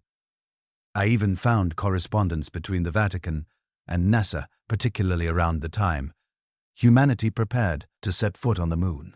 A handwritten letter from the Holy See to President Kennedy, dated 1962, read, "We pray for those who dare to leave Adam's sky to witness the Creator's work from without." When Apollo 11 succeeded, the Vatican did not hold public celebrations, but in Pope Paul V's private journal, one line was recorded. "Today, man does not merely gaze upon the heavens. He has touched them." To my astonishment, I also found a copy of a letter from Stephen Hawking to the Pontifical Academy of Sciences, dated 1919. In it, he questioned whether God was even necessary in cosmological origins. The Vatican didn't rebut. A theologian wrote in a confidential note, "If God must hide in the gaps of equations, then he is not truly eternal." That admission, never made public, said more to me than 1,000 sermons. Faith, when genuine, does not fear challenge. Today, the Vatican Observatory still operates quietly from Castel Gandolfo. They make no loud declarations. They do not argue with modern science. But in their archives, I saw something even more profound. A faith that does not extinguish reason, but constantly dares it to its furthest boundary, so that when the last starlight fades, something immeasurable may still remain. One late afternoon, as sunlight from the dome of St. Peter's Basilica slanted into the lowest levels of the Vatican archives, I opened a drawer-marked Res Diplomatic Ex Oriente at Berea Diplomatic Records from the East and the North. Inside were not treaties of the European kind, not pacts with Catholic kingdoms, but a series of letters, messages, and transcripts of contact between the Vatican and vast empires that did not share the Christian faith, where belief did not align, but power still demanded dialogue. I began with a dossier from the 16th century detailing the early exchanges between the Vatican and the Ottoman Empire. A letter dated 1584 Sen by Sultan Murad III to Pope Gregory II was written in Ottoman Turkish, accompanied by a Latin translation. In it, the Sultan addressed the Pope as leader of the believers in the Triune God and proposed a commercial pact to ensure mutual respect for sacred territories. The Vatican's reply did not reject the proposal. When peace opens the path to prayer, there is no need for the sword of faith. A strange tone, cautious yet yearning for a shared order between two civilizations long portrayed as irreconcilable. In another folder from 1713, I found the transcript of a secret meeting between a Vatican envoy and representatives of the Qing dynasty held in Macau. It recorded the Holy See's concern over Emperor Kangxi's decree banning Christianity following the rites controversy. The internal note read, "The court does not reject faith, but rejects the denial of Chinese rites. We may withdraw the decree if it does not harm sacred doctrine." No agreement was reached, but the dialogue itself revealed that the Vatican had come to recognize bringing faith into another culture required humility, not dogma. What struck me most was a never declassified file titled Negotiation Cum Moscowia. It contained records of secret efforts from the 17th to the 19th centuries to establish relations between the Vatican and the Russian Tsars.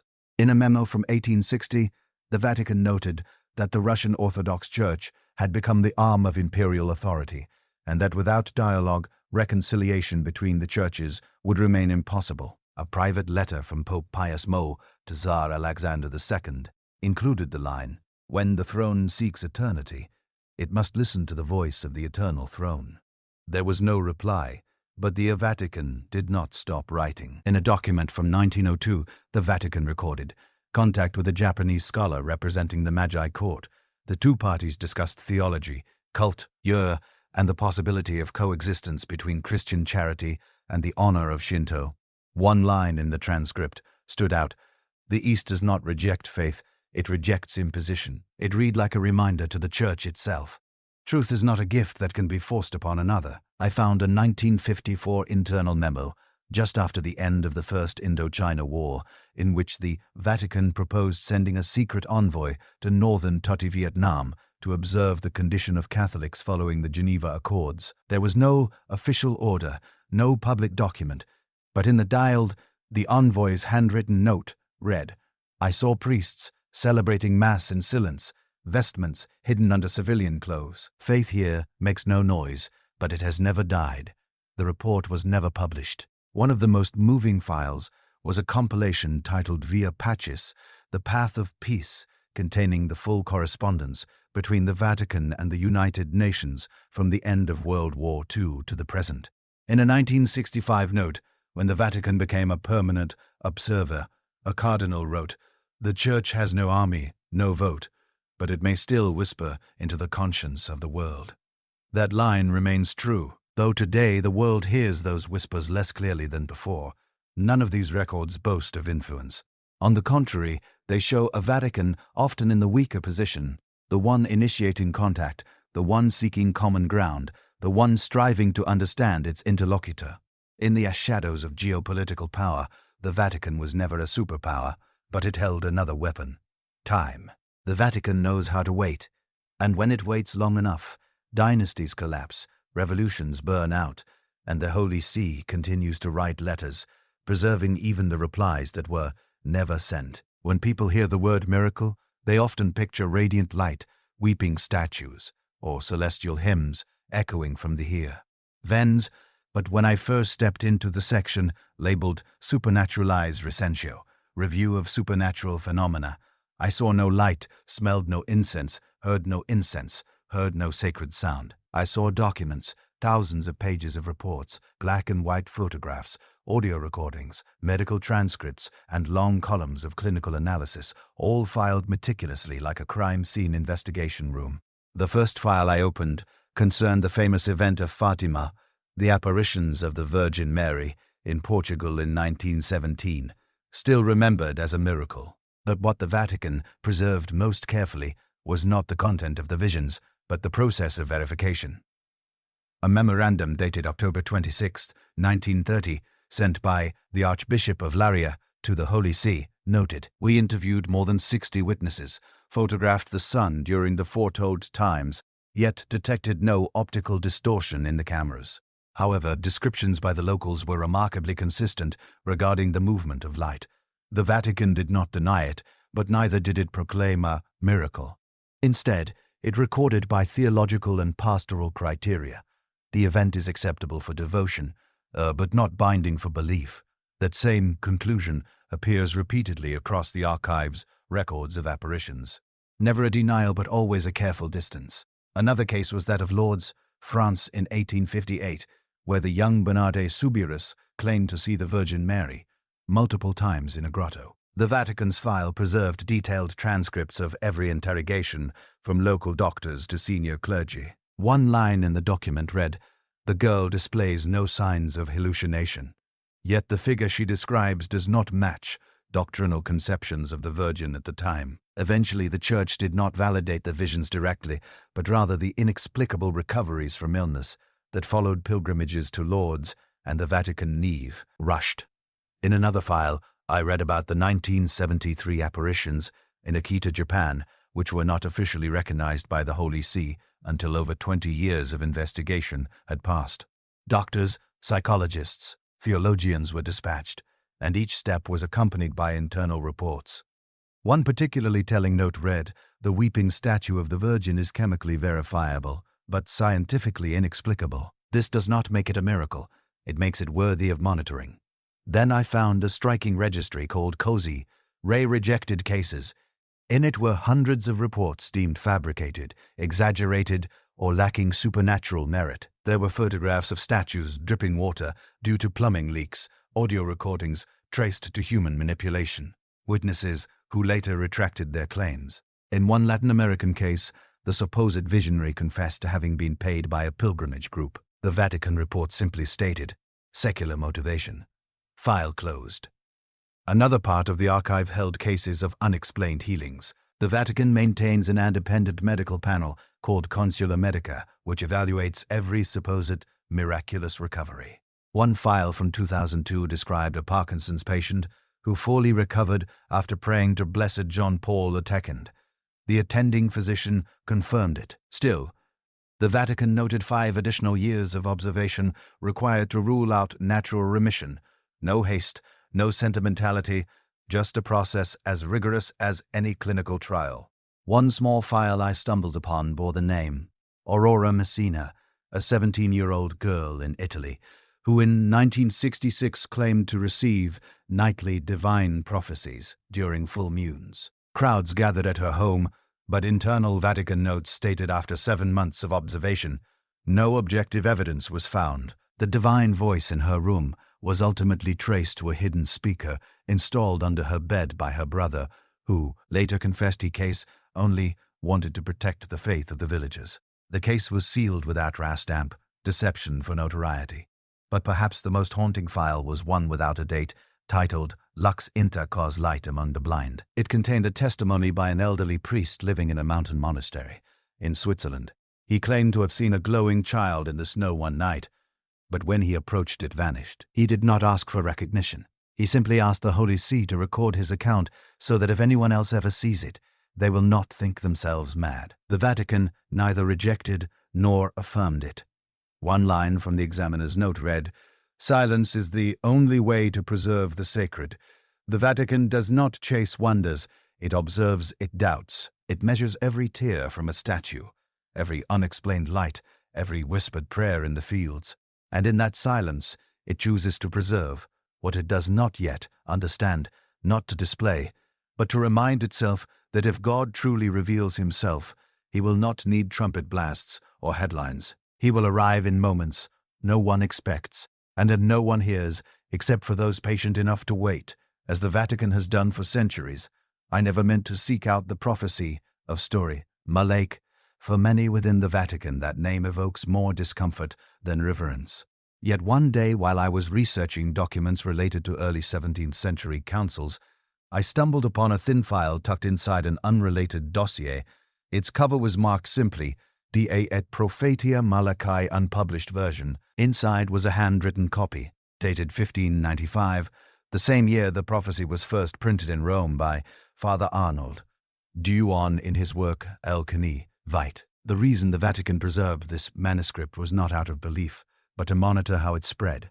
A margin note by Cardinal Baronius read, "The people are enamored with this prophecy, as if it were a fifth gospel. But faith built upon fear is not faith."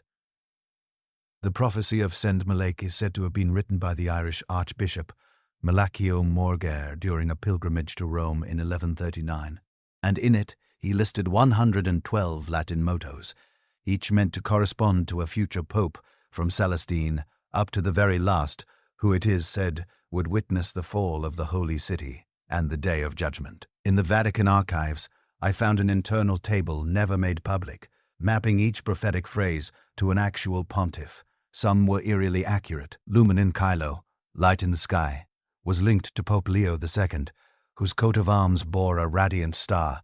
Pastor Angelicus, the Angelicus shepherd, fit pious, revered for his spiritual life. But the further down the list, the weaker the connections.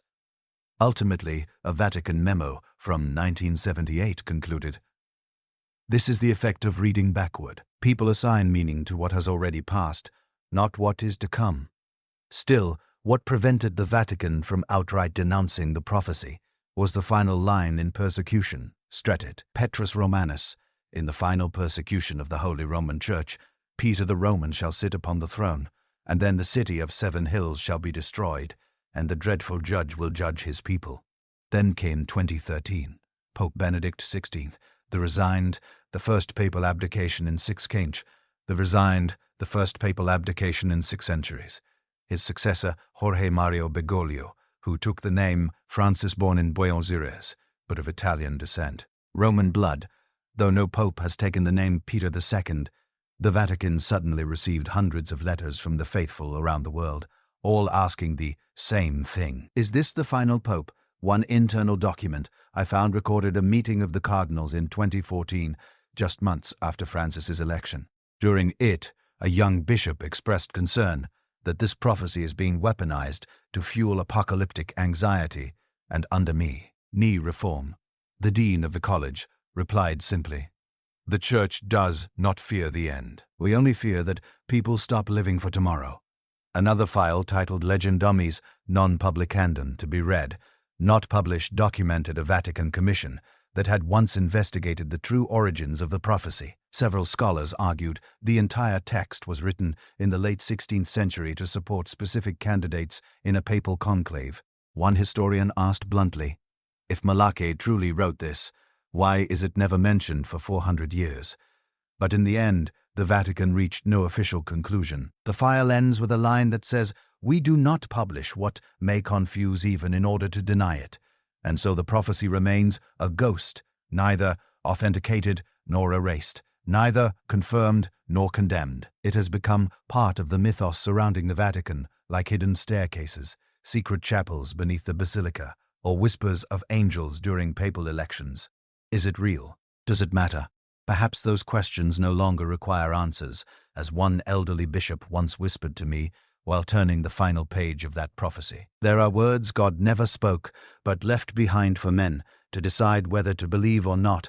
The archive labeled Archive Yepoi Anadiga remained sealed for more than 70 years. It was not until 2020 that parts of it were finally declassified, but even those disclosed were only the surface. When I stepped into that room, the fresh air of the Vatican hallways seemed to vanish, replaced by an invisible weight, pages unstained by blood, yet heavy with the silent deaths of millions. I opened a folder titled Letter Non Respost, 1942. Unanswered letters. Inside were dozens of pleas from Jewish communities across Europe, written during the most brutal years of the Holocaust. One letter dated August 1942 came from a rabbi in Slovakia. It read, "We do not ask for a public intervention. We only ask that you affirm that God is not silent." There was no reply in the file, only a pencil mark on the margin, forward to the Secretariat of State, response pending. Another folder recorded Vatican contacts with Nazi officials. In a memorandum dated November 1939, the German ambassador to the Vatican, Diego Fomberin, pledged, "The Reich will respect religious freedom if the Holy See maintains neutrality on internal matters." Cardinal Maglione, then Secretary of State, replied, "We do not intervene in politics, but we will speak if innocent life is threatened." And yet if that voice spoke, it never reached the public. One internal report shook me to the core. A document addressed directly to Pope Pius Ian, dated October 1943, just weeks after Jews in Rome were deported by fascist authorities. It stated nearly 1,000 Jews were taken from the city on October 16th. The train departed from Tibitina station, destination unknown. The report was signed by a Beit Jesuit priest from a local parish. There was no directive attached, but on the following page in faint trembling handwriting, someone had written, "Could not prevent prayer as the last recourse."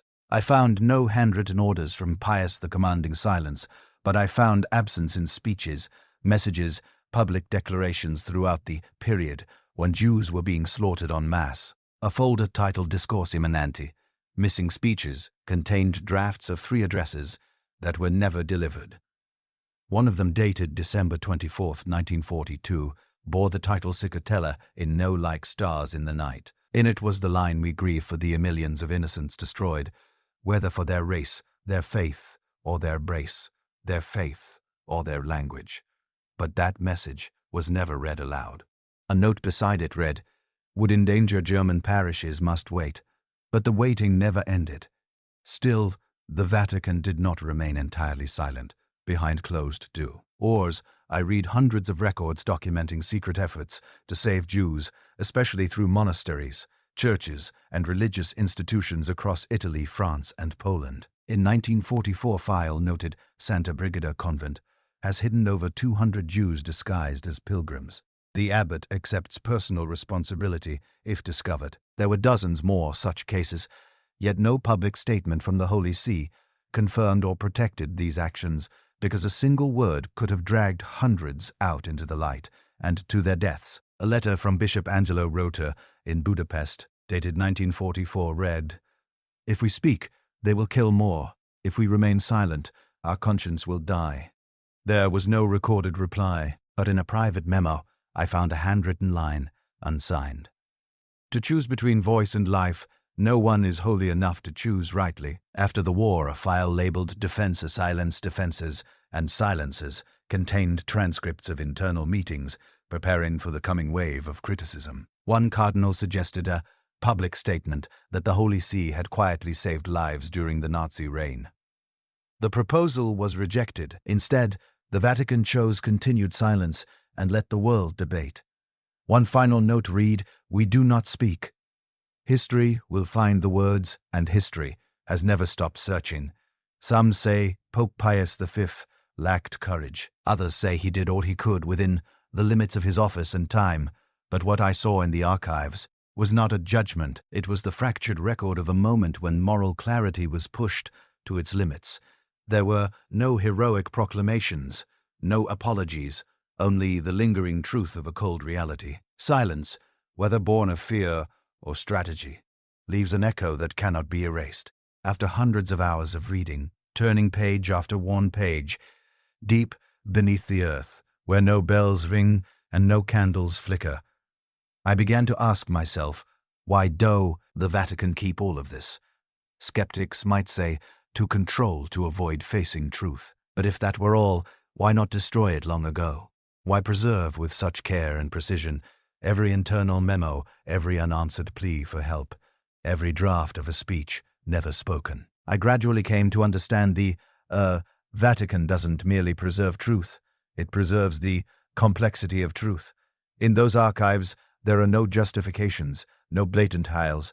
There are gaps, silences, half-told stories. But there are also voices once buried at the bottom of history, questions never allowed to echo, and small, quiet acts that saved hundreds of lives without asking to be credited. The Vatican knows better than anyone a truth spoken at the wrong time can become a weapon. And so they choose to hold it, not to manipulate, but to wait. They do not rush to open every door at once.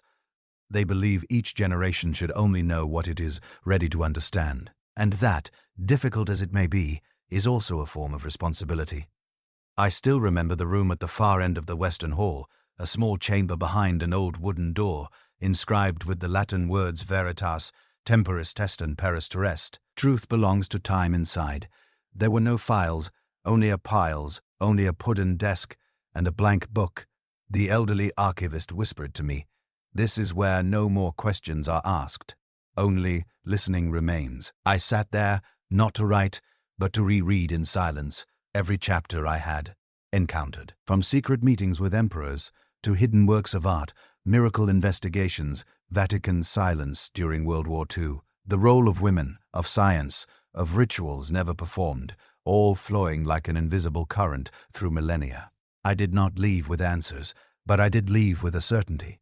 The Vatican archives is not where truth is buried, but where truth is protected from oversimplification. Truth does not always comfort. Sometimes it reveals popes who doubted, saints who faltered, and angels in paintings that wear the face of fear. But it is that kind of truth that makes faith, if it survives, truly mature. And perhaps that is why the archive continues to open, not in line with history, but with the conscience of humankind. When we are brave enough to look at the unvarnished face of faith, then the doors of the Vatican will open, not with a key, but with the quiet readiness to understand and to forgive. I did not leave the Vatican feeling as though I had exited a fortress of secrets, but rather a chapel waiting for someone to return. Not to worship, but to listen to history, to memory, and to oneself. If what you've just heard feels like more than a story, if it feels like a door quietly opening to something deeper, if you believe truth does not always lie on the surface, and that sometimes silence is its own form of storytelling, please consider supporting this channel by clicking subscribe, not just to walk with us through the journeys ahead, but to help keep this kind of deep storytelling alive in a world crowded with noise. Your single subscription is like a candle lit among the shadows of an archive filled with memory and silence. Thank you for listening with patience and with heart. I'll see you in the next story.